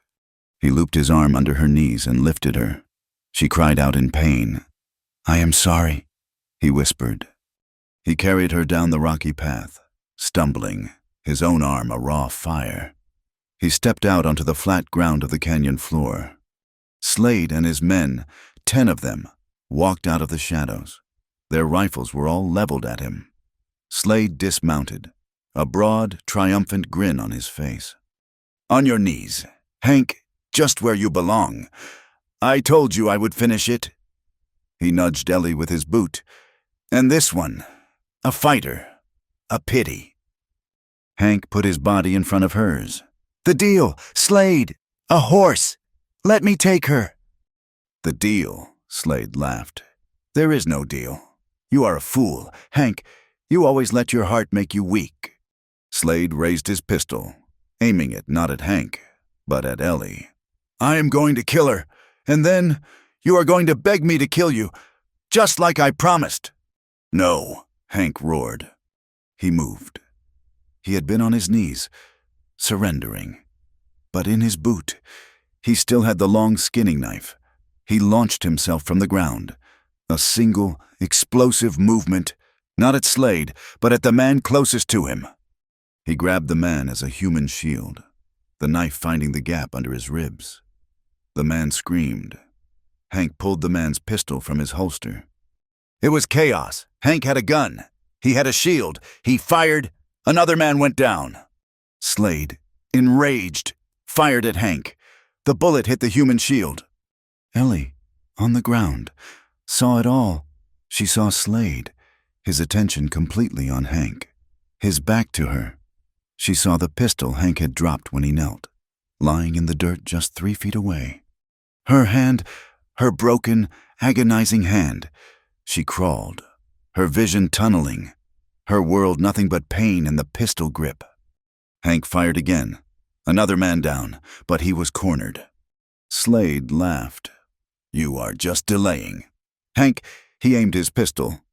"Slade!" Ellie screamed. He turned. He saw her, on her knees, aiming Hank's pistol with her one good hand, her broken hand cradling it. His eyes widened. He tried to swing his gun around. Ellie fired. The shot was deafening. Slade froze. He looked down at his chest, at the dark, spreading stain. He looked back at Ellie, his expression one of pure, stupid surprise. He fell to his knees, and then pitched forward onto his face.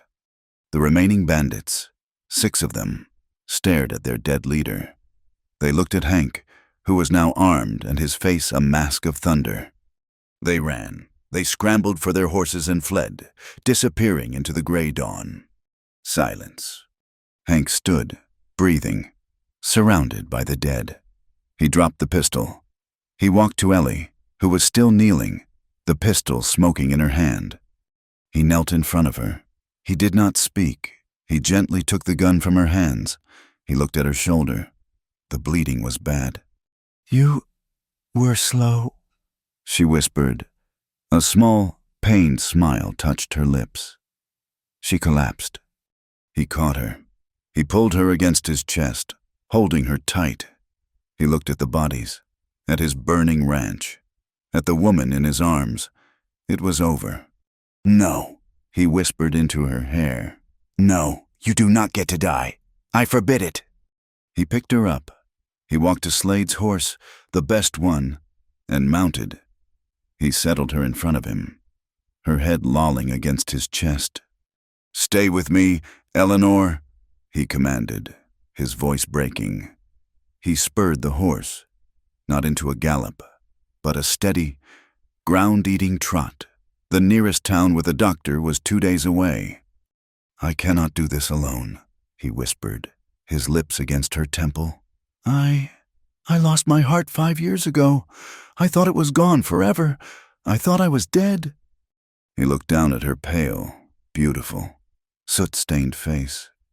"It is not," he said, his voice raw with a pain that was greater than any bullet. "You have it. Damn you, Eleanor. You have it. You have to live.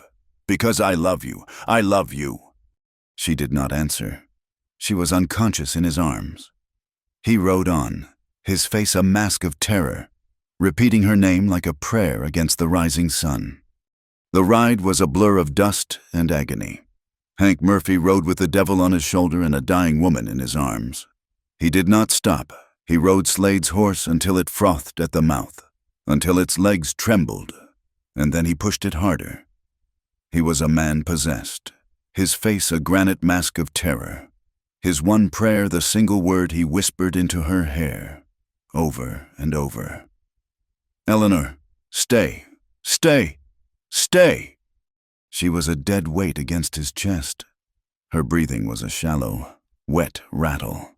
The blood from her shoulder had soaked through his shirt, and the bandage on his own arm had ripped open, his own blood mingling with hers. They were one single, bleeding, desperate entity, fleeing death on a stolen horse. He did not sleep for 2 days. He did not eat. He forced water from his canteen past her pale, cracked lips, but most of it dribbled down her chin. He rode on, his vision narrowing to a single point, a pinprick of desperate hope, the town of Laramie. When he finally rode the collapsing horse onto the town's single dusty street, he was a figure from a nightmare. He was covered in blood, his own and hers, his face black with soot and a 2-day growth of beard. He roared her name. "Doctor, I need a doctor. Help me. She is dying." He kicked open the door to the small office of Dr. Elias Thorne. The doctor was an old man, weary, with eyes that had seen too much. He took one look at Ellie's waxy, lifeless face and the dark, septic wound, and his expression was grim. "Put her here," he said, indicating a narrow cot. "Get out." "I am staying," Hank said, his voice a low, dangerous growl. "You will get in my way," the doctor said, not looking up, already cutting away the blood-soaked fabric. "She has a bullet in her. It is deep. She has lost a world of blood. She has a terrible fever. I have to go in. Her chances are not good. Now get out, or I will have the sheriff remove you." "Hank," a thin, reedy whisper from the cot. Ellie's eyes were open, just a slit, unfocused. Hank rushed to her side. He took her good hand. "I am here. I am not leaving." "It is cold," she whispered, and her eyes closed. "Son," the doctor said, his voice suddenly gentle, "go to the hotel, get a room, get cleaned up. You are bleeding yourself. I will send for you, one way or the other, I promise." Hank stared at the doctor, then at Ellie. He was a man who solved problems with his hands, with a gun. He was utterly, terrifyingly useless. He gave her hand one last, desperate squeeze, and then he turned and walked out. He sat in the hotel room across the street for 2 days and 3 nights. He did not sleep. He sat in a wooden chair, his own arm bandaged, and watched the light in the doctor's window. He watched the shadow of the doctor move, a grim, lonely dance. He watched as the sun rose and set and rose again. He was in his own private hell, a waiting room of unbearable silence. On the 3rd morning, the doctor's assistant, a young boy, came to his door. "Dr. Thorne sent me. He says, you can come now." Hank's heart stopped. "Is she? She is awake," the boy said. Hank did not walk. He ran. He burst into the small, clean room. Ellie was there. She was pale. So pale she seemed translucent.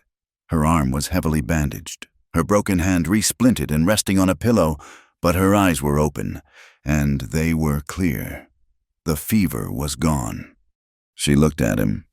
He stopped, just inside the door, afraid to move, afraid to breathe. He was clean, shaved, but he felt like the same savage who had ridden into town. His hands were trembling. "You look terrible," she whispered. Her voice was weak, but it was hers.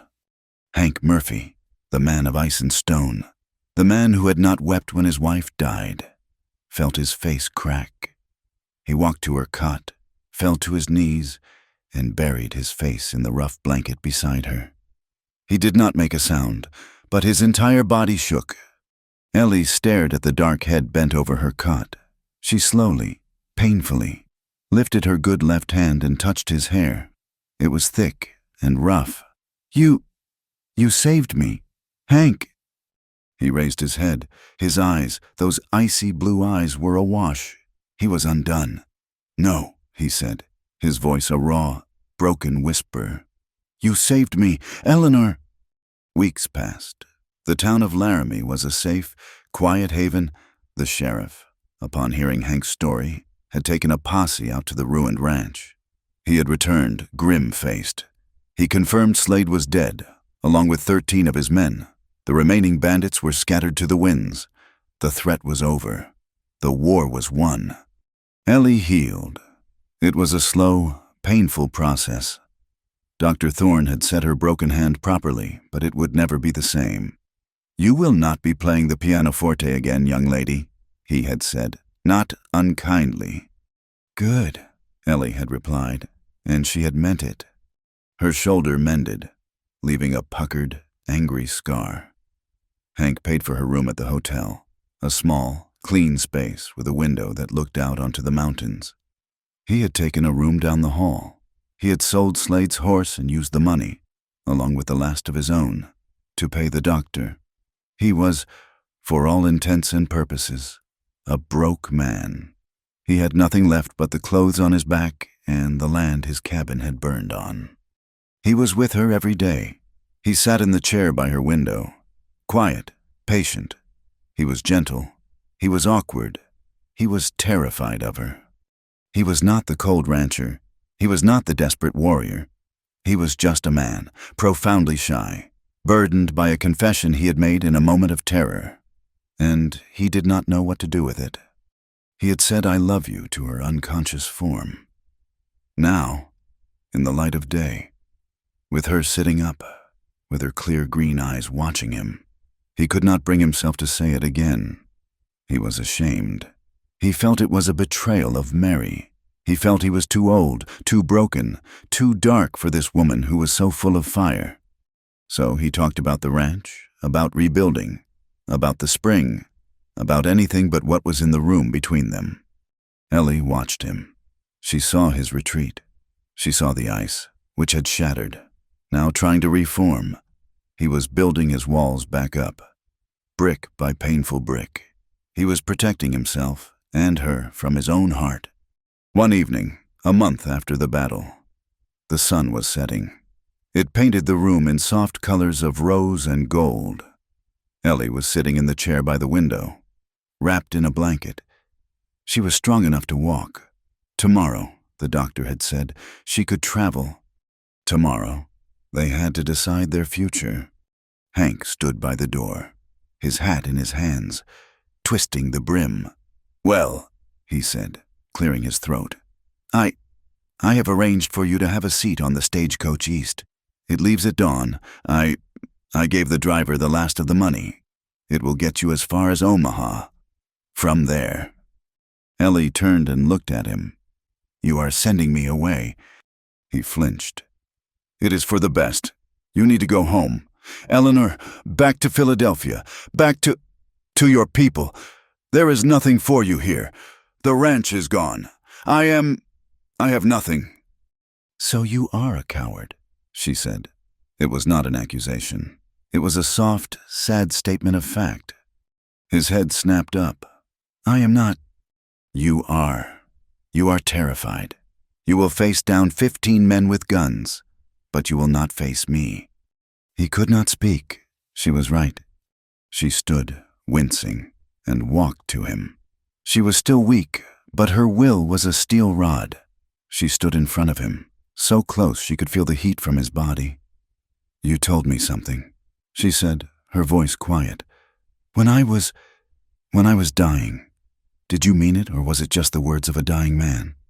Hank looked down at her. He saw her face, her beautiful, stubborn face. He saw the scar that peeked above her neckline. He saw her splinted hand. He saw the woman who had thrown her body in front of his. "I meant it," he whispered. His voice was raw. "God help me, I meant it." "Then why are you sending me away?" "Because I am poison," he said, his voice suddenly full of a terrible, ragged anguish.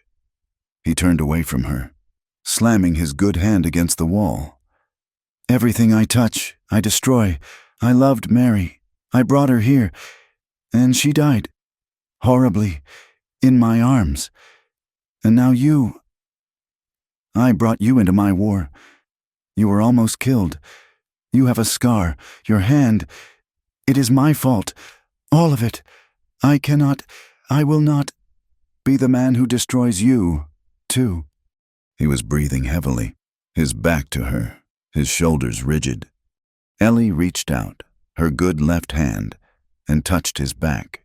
He flinched, but he did not pull away. "My father," she said, her voice clear and strong.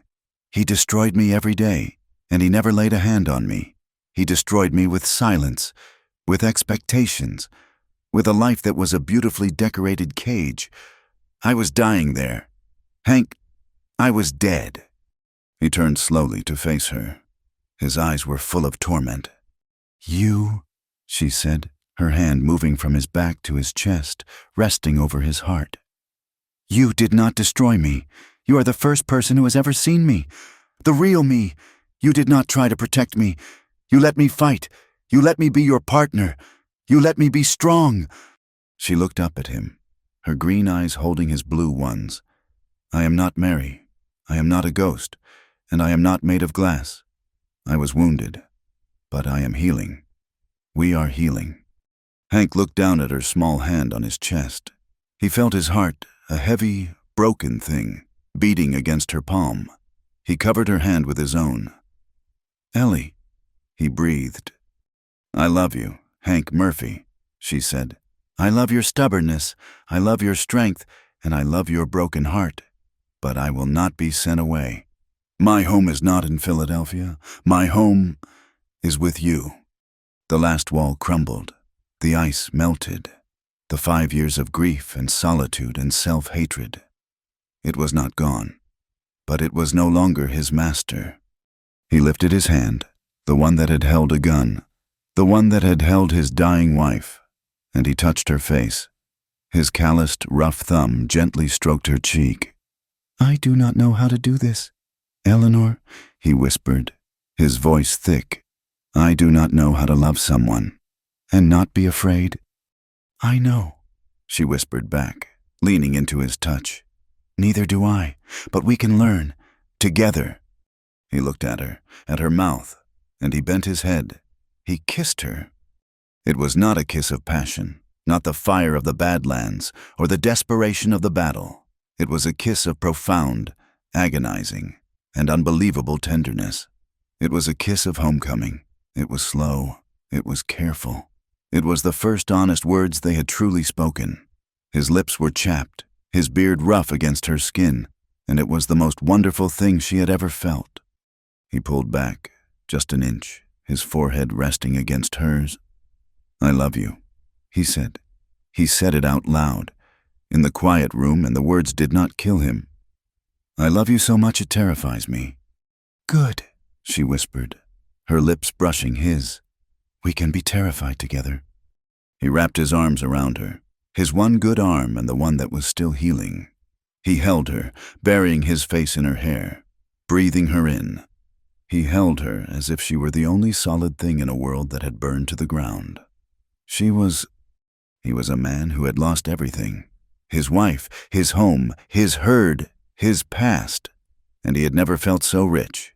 He had been healed, Not by the doctor's needle, but by this impossible, infuriating, brave woman. Their connection was no longer a bond forged in battle. It was a promise. They would rebuild. They would face the ruins, and they would build a new life. They would build it together. That kiss held the entire world. It held the terror of the Badlands, the heat of the fire, the cold grief of 5 years, and the impossible, terrifying bloom of new hope. Hank held her, his arms around her, afraid that if he let go, she would vanish, a beautiful, brave ghost. His heart, a thing he had thought of as a dead stone in his chest, was hammering so hard it hurt. He pulled back, his breath coming in ragged gasps. He looked at her, truly looked at her. He saw the smudge of soot still on her cheek, the exhaustion under her eyes, the new, faint lines of pain around her mouth, and the angry red scar that disappeared beneath the collar of her dress. He saw the splint on her hand. He saw the most beautiful, the most courageous human being he had ever known.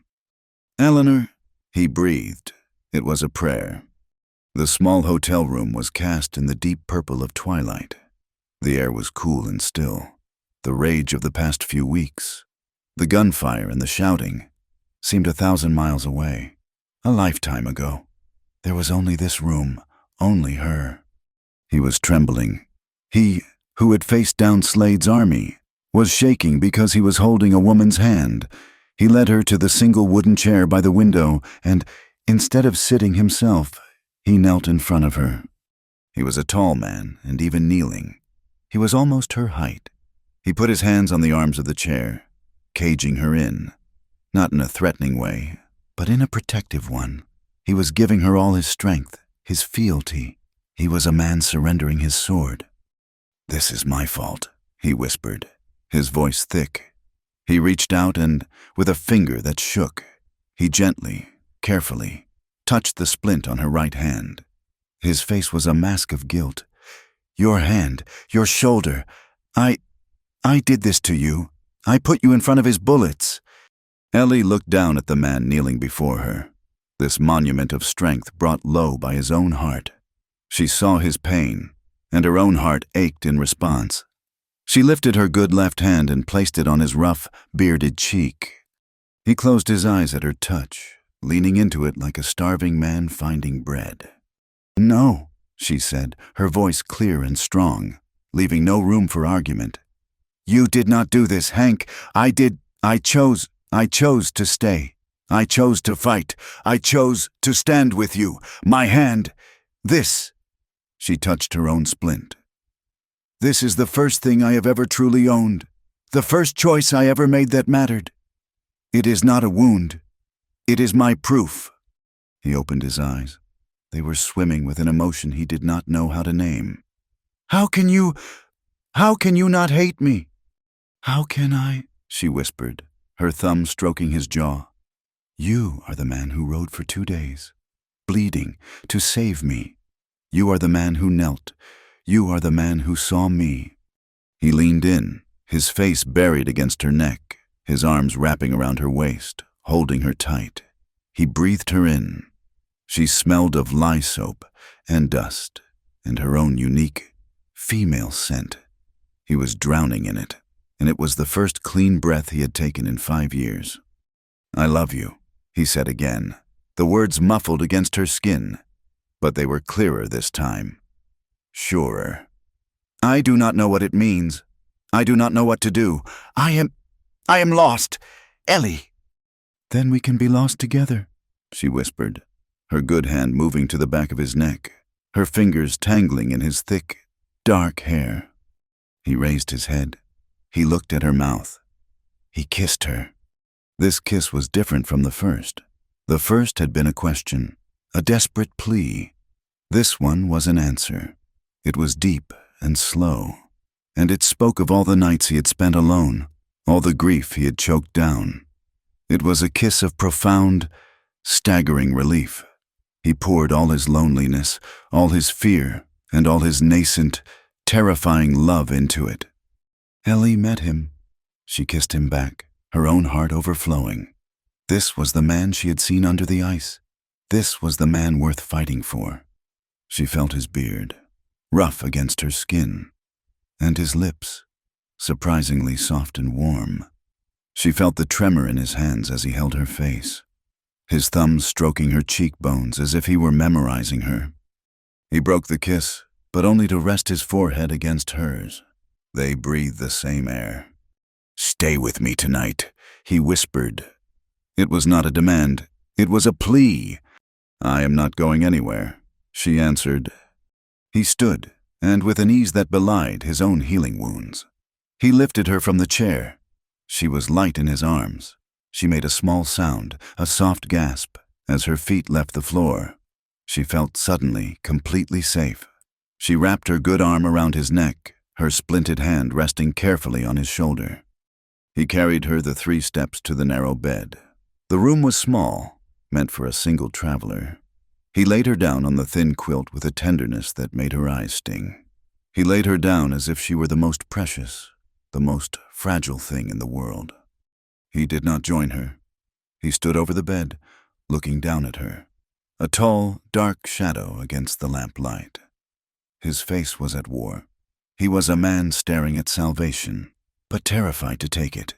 He was seeing Mary. He was seeing the fire. He was seeing all the ways he could fail, all the ways he could hurt this woman. Ellie saw the fear in his eyes. She saw the ghost he was fighting. She would not let him retreat. She would not let him be lost in his past.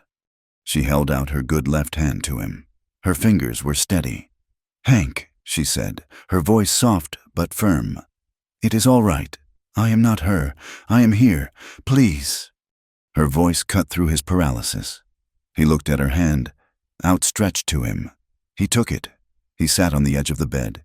He unbuckled his gun belt, his old, familiar weight, and let it fall to the floor. He pulled off his boots, one by one. The sounds were loud in the quiet room. He turned to her. He did not lie down. He just sat, his back to her, his shoulders slumped. "I am a broken man. Eleanor, I am full of darkness. I am full of death." "So am I," she said, sitting up. She winced as the movement pulled at her shoulder. She moved behind him. She put her good arm around his chest, holding him from behind. She rested her cheek against his broad, strong back. She could feel his heart, hammering. "We are 2 broken, dark pieces, but they fit." He took a deep, shuddering breath. He covered her hand with his own, pressing it against his chest. He turned, slowly, and lay down on the quilt beside her. He lay on his back, staring at the ceiling, as if afraid to touch her. She moved, turning onto her side to face him. She propped herself up on her good elbow. She looked at his face, his hard, beautiful, wounded face. "Hank," she whispered. He turned his head on the pillow. His blue eyes met hers. "I am here," she said again. "I am not going anywhere." He lifted his hand, the one with the raw, healing gash on the forearm, and he touched her. He touched her hair, letting the strands, dark honey in the lamplight, run through his fingers. He had wanted to do this for so long. It is not right," he whispered. "To feel this after Mary, it feels like a betrayal." "Is it a betrayal?" Ellie asked, her voice gentle. "To be alive. Is it a betrayal to be happy she would not want you to be a ghost? Hank, no one who loved you would want that." He looked at her, and he saw the wisdom in her eyes. He saw the truth. He had been honoring Mary's death. He had not been honoring her life. "You," he said, his voice thick, "are a miracle." He touched the scar on her shoulder, his finger tracing it over the fabric of her dress. His touch was so light it was barely there, but it burned her skin. "I am so sorry for this." "I am not," she said. She leaned in, and she kissed him. She kissed the scar on his forearm. "And I am not sorry for this." She kissed the worry lines by his eyes. "Or this." She kissed his mouth. This time, when he kissed her back, the fear was gone. There was only tenderness. There was only a sweetness so profound, so deep, it was almost painful. He rolled onto his side, facing her. his body pressing lightly against hers. They were two wounded soldiers, finding solace. He kissed her, slowly, deeply. He kissed her as if he were trying to memorize the taste of her. His hand moved from her hair to her face, his thumb stroking her jaw. She held his face with her good hand, her fingers tracing the hard line of his cheek. He pulled back, his eyes dark. "I do not want to hurt you." "You will not," she whispered.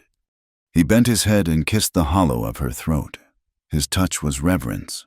His hands were slow, gentle. He kissed her shoulder, his lips lingering on the fabric over her scar. It was a kiss of healing. He was not taking, he was giving, he was worshiping. He held her, just held her, his arms wrapped around her, his face buried in her hair. She held him back, her good arm locked around his neck, her other hand resting on his chest. They lay together in the quiet dark, listening to the sound of each other's breathing. This was their night. It was not a night of wild, consuming passion. It was something far more rare and infinitely more precious. It was a night of quiet, profound, and absolute connection. It was the healing of two hearts that had thought they were shattered beyond repair. It was the sweetest, most profound intimacy, a quiet promise in the dark that they were no longer alone. When Hank woke, it was to the first pale, gray light of dawn. His first thought, for a sliver of a second, was panic. There was a weight on his chest. He was not alone. Then he opened his eyes. Ellie was asleep, her head on his chest, her good arm thrown over his waist. Her face, in the soft light, was completely peaceful, all the lines of pain and worry gone. She was breathing deeply, her dark honey hair spread across his shirt. He did not move. He lay perfectly still, his arm under her, holding her. He felt her warmth. He felt the steady, quiet beat of her heart against his ribs. For 5 years, he had woken up to a cold, empty cot in a future that was a black hole. This morning, he woke up, and he was home. A profound, bone-deep peace settled over him. The ghosts were not gone. They were just quiet. They had made room. She stirred, her eyelashes fluttering. She looked up at him, her green eyes sleepy and soft. A slow, beautiful smile spread across her face. "Good morning," she whispered. His heart did not know how to handle that smile. He could only nod, his throat too thick to speak. He cleared his throat. "The stagecoach," he said, his voice a rough rasp. "It leaves in less than 1 hour." Ellie smiled, a different smile, full of mischief and steel. "We are going to be late."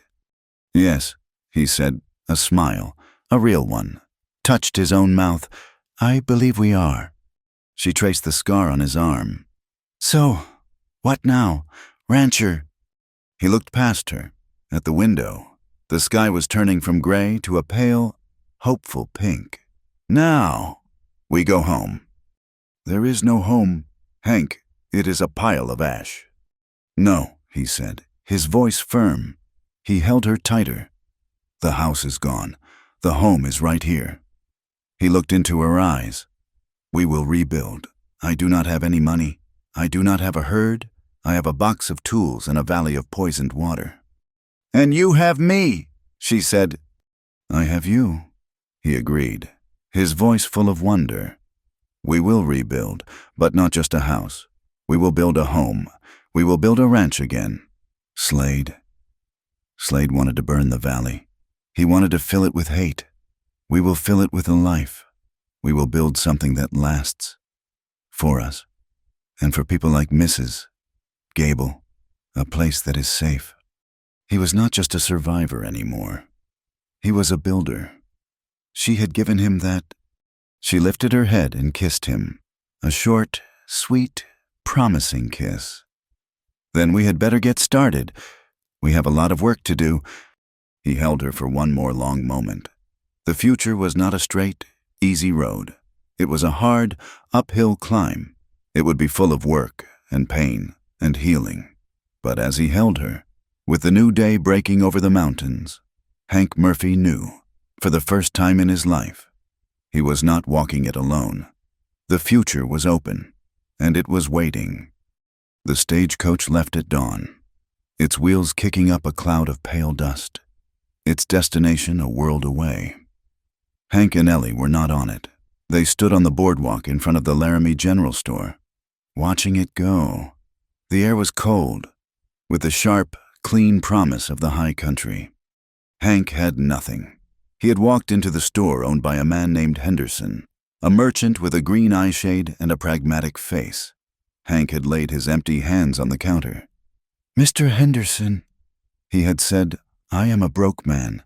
My ranch is ash, but Slade is dead." Henderson had looked at him for a long, quiet moment. Then he had pushed a ledger book across the counter. "Slade is dead. You say that is the best news this territory has had in 5 years? His men cleared out a dozen homesteads? He was poisoned? You are good for the credit. Murphy, take what you need. We will settle it come spring." Now, they stood beside a newly purchased, sturdy freight wagon. It was not much, but it was a start. It was loaded with sacks of flour and beans, a barrel of salted pork, nails, 2 new axes, a saw, and a heavy plow blade. 2 strong draft horses, not fast but powerful, were hitched and waiting. Ellie climbed onto the wagon seat, her movement still stiff. Her shoulder ached in the cold, and her splinted hand rested in her lap, a constant, dull throb. Hank climbed up beside her. He was not the same man who had ridden into this town. He was quiet, but the cold, icy shell was gone. In its place was a deep, bone-weary gravity, and a new, watchful tenderness every time he looked at her.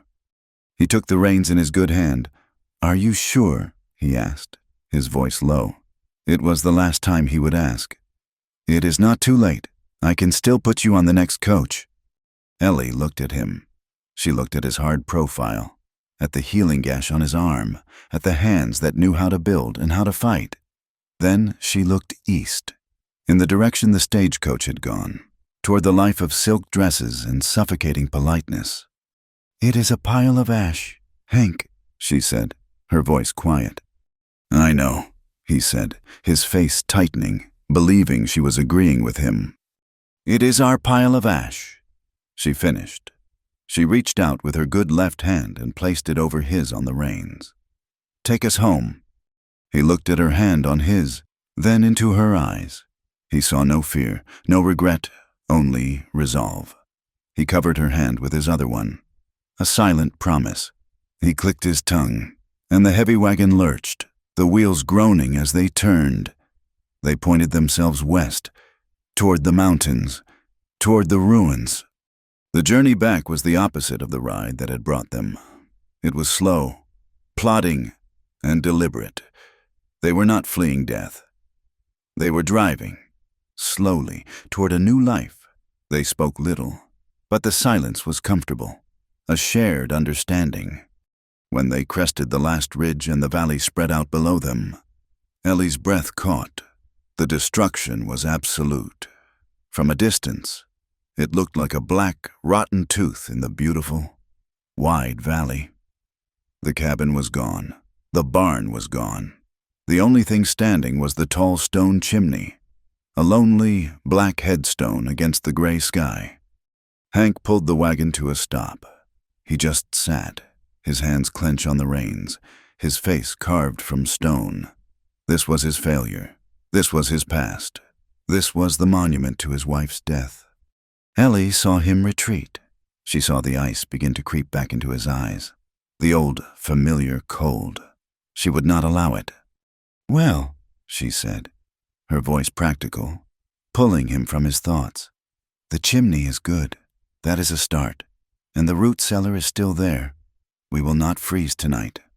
He looked at her, stunned. She was not weeping.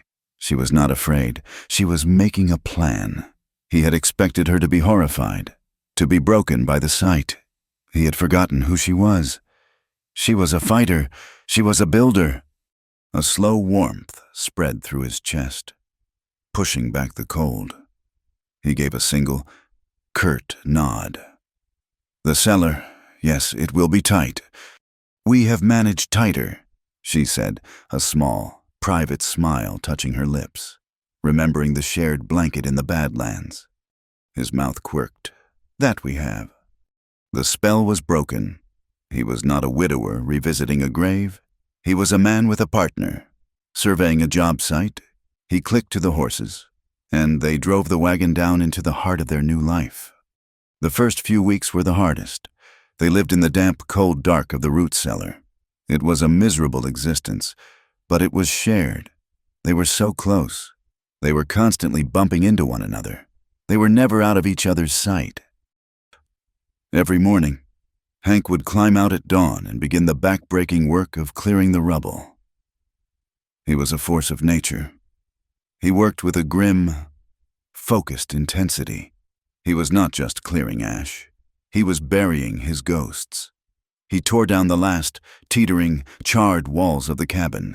He salvaged any log that was not completely burned through. He worked until his hands were raw and his arms trembled with exhaustion. Ellie, with her 2 healing hands, was frustrated. She could not lift. She could not haul. She, who had proven herself a soldier, now felt useless. She tried to help, to move a small piece of wood, and dropped it, a sharp pain lancing up her arm. She stood, tears of pure, hot frustration in her eyes. Hank stopped his work. He walked over to her. He did not coddle her. He did not tell her to go rest. He simply picked up the piece of wood. "It is not your job to lift," he said, his voice flat. "It is your job to think. I can build a wall. Eleanor, I need you to build the home." He did not know how right he was. From that day, she took charge. Her mind, sharp and organized, became their most valuable tool. She managed their supplies, rationing the flour and beans to the ounce, making their meager stores last.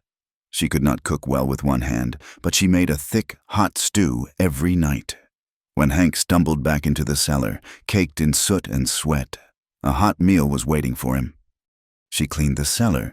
She salvaged a half-burned chair, and he fixed it for her. She found a crate and turned it into a table. She made the dark, earthen hole a place of order. And she healed? Dr. Thorne had been wrong. Her hand would never be the same. It was stiff. It was scarred. The bones had set in a way that made her fingers clumsy. But she was stubborn. Every day, she would sit, her face tight with pain, and do the exercises the doctor had shown her. She would force her fingers to bend, to close, to grip. She was reteaching her body how to obey her. One afternoon, Hank was clearing the final corner of the foundation, the place where his and Mary's bed had been. His shovel struck something metal. He knelt, digging with his bare hands. It was a small, tin box, blackened and warped by the heat. He opened it. Inside, miraculously protected, was a single, small, silver locket. He stood up, the locket in his palm. Ellie watched him from the cellar entrance. He did not move for a full minute. He just stared at the object. He was holding the last physical piece of his past. Ellie's heart ached for him. She did not move. She did not speak. This was his moment. This was his battle. He looked at the locket. Then he looked over at her. He saw her, her face smudged with dirt, her hair tied back in a practical, messy bun. He saw her, and he saw his future. He closed his hand on the locket.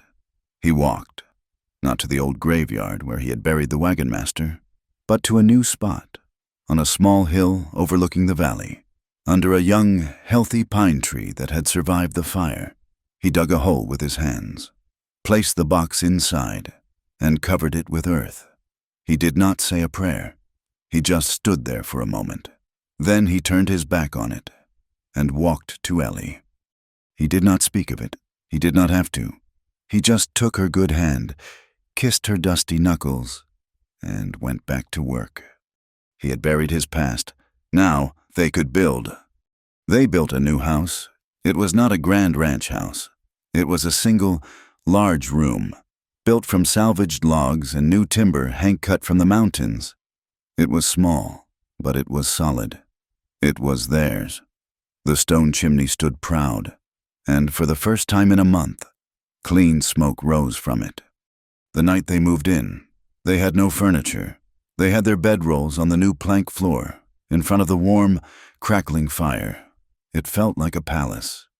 "It is not much," Hank said, his voice rough. He was sitting, leaning against the wall, staring at the fire. "It is everything," Ellie said.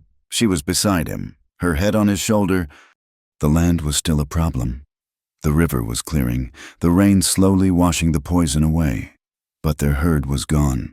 The ranch was just land, empty and silent. Hank rode out. He was gone for 3 days. Ellie waited, her heart a cold knot of fear. She had not known what true loneliness was until he was gone. He returned, not with cattle, but with a promise. He had ridden to the neighboring ranches, the few that Slade had not terrorized into ruin. He had made a deal. He would work for them, 2 weeks at a time, mending fences, breaking wild horses, any work they had. In return, they would pay him not in coin, but in cattle, 1 cow from one, a young bull from another. It was a slow, agonizing way to rebuild, but it was a start. While he was gone, Ellie worked the land. Her hand was stronger. She could grip the plow handles. She had hitched one of the draft horses, and she was trying to break the hard, unforgiving ground near the house, to plant a garden. It was brutal, clumsy work. The plow fought her. The horse was stubborn, but she was more stubborn. When Hank returned from his first job, he found her covered in sweat and dirt, her broken hand raw and bleeding. But she had plowed a 1/4 acre. He did not say a word.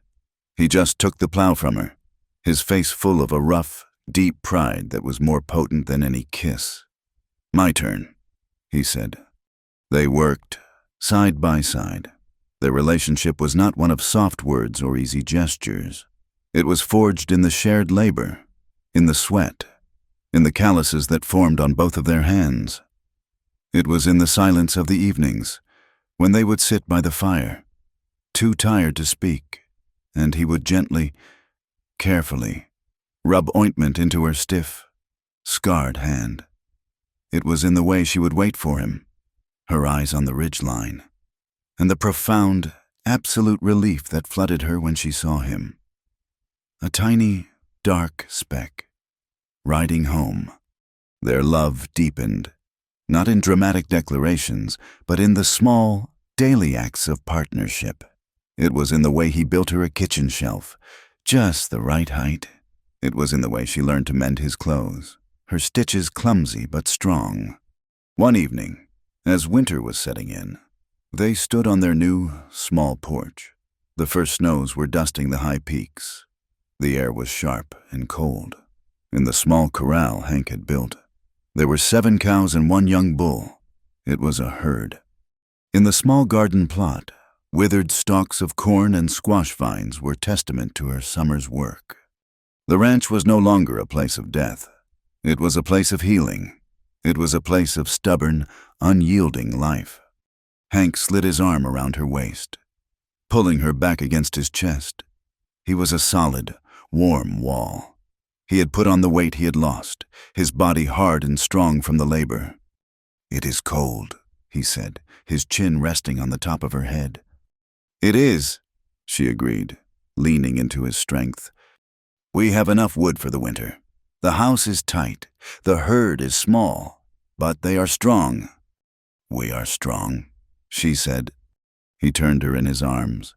He looked down at her, his face serious in the twilight. "Are you happy, Eleanor? Here with me?" Ellie looked up at the man who had, by increments, become her entire world. She thought of the drawing rooms of Philadelphia. She thought of the pale, damp hands of Albert Stowe. She thought of the girl who had played the pianoforte, her soul screaming.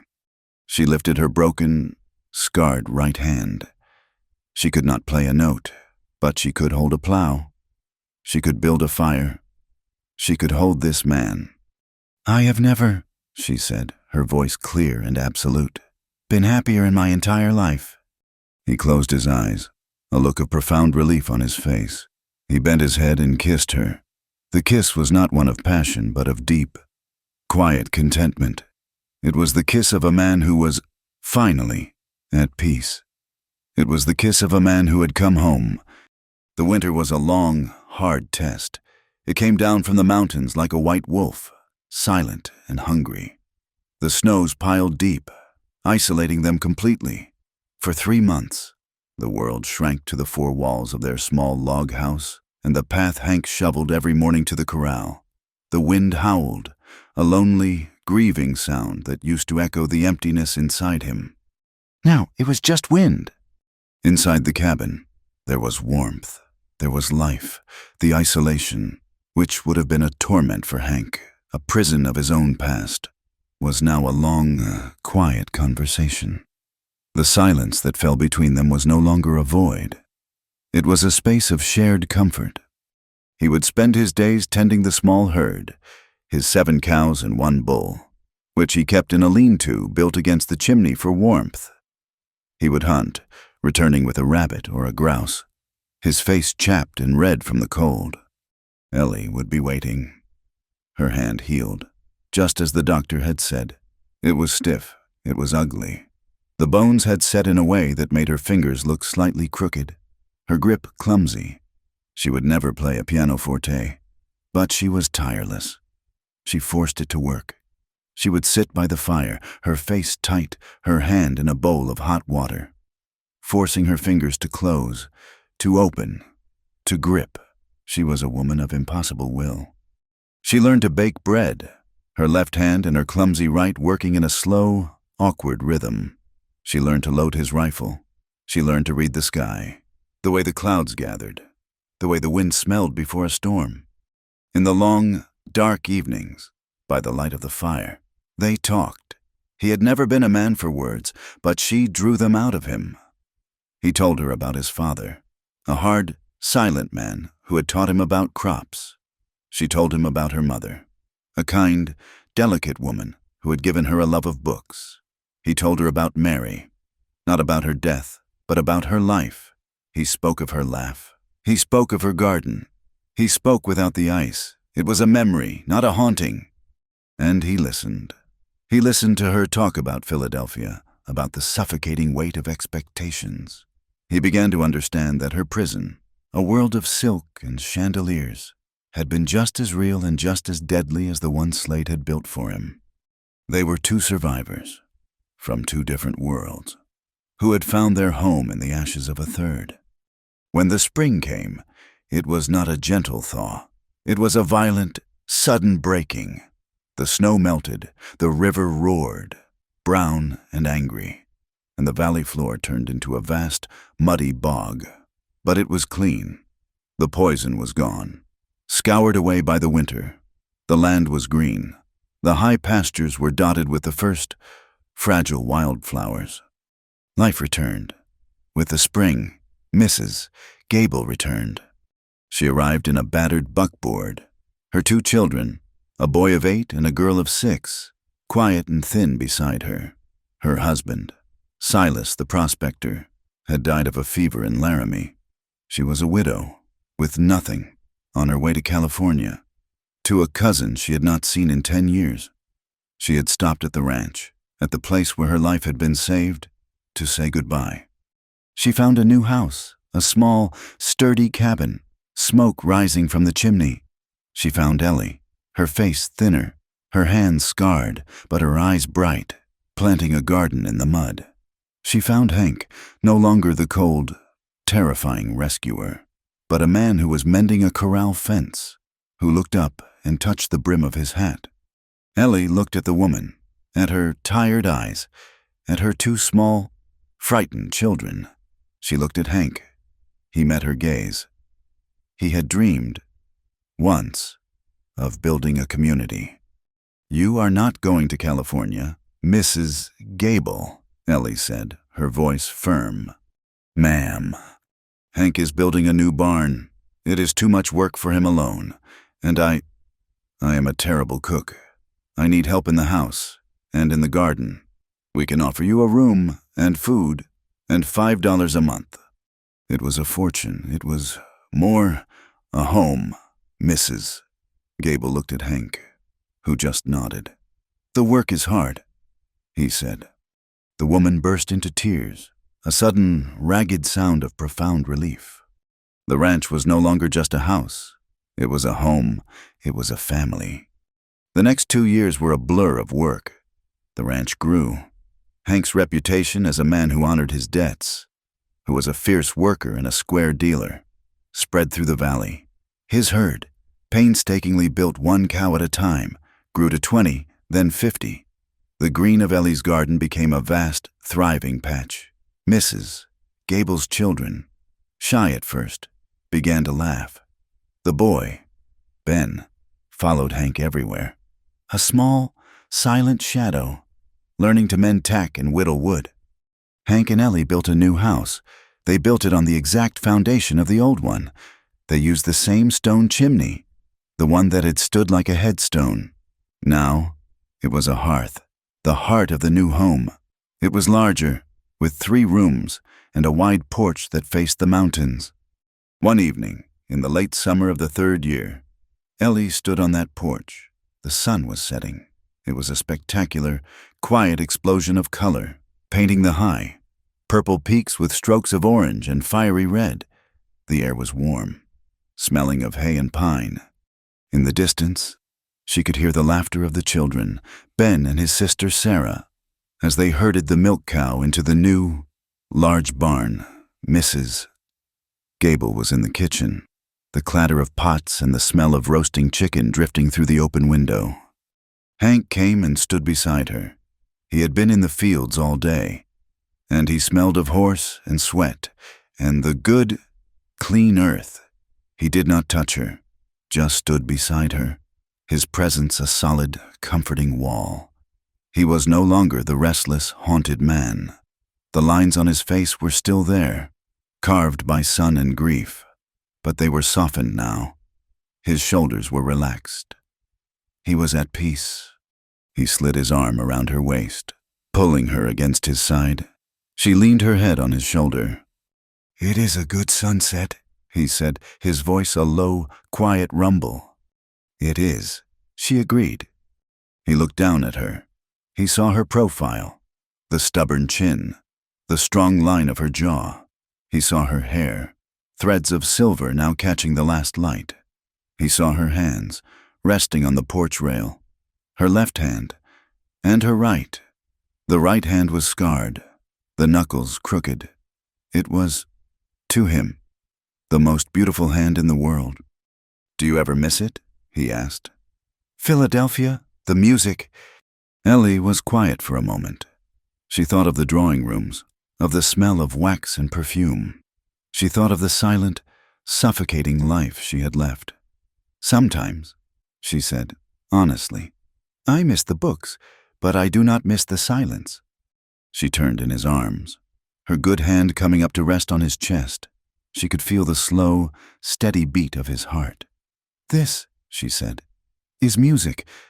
He looked down at her, and his blue eyes, no longer cold, were full of a love so deep, so steady. It was as vast as the sky above them. He had lost everything, and he had gained a universe. "I love you, Eleanor Murphy," he said. "I love you, Hank Murphy." He bent his head and kissed her. It was not a kiss of passion, or of grief, or of healing. It was a kiss of pure, simple, everyday peace. It was the kiss of a man and a woman who had fought a war, and built a world, and found their home. They turned, his arms still around her, and looked out at the valley. The sun dipped below the mountains, and the first cool shadows of night crept across the land.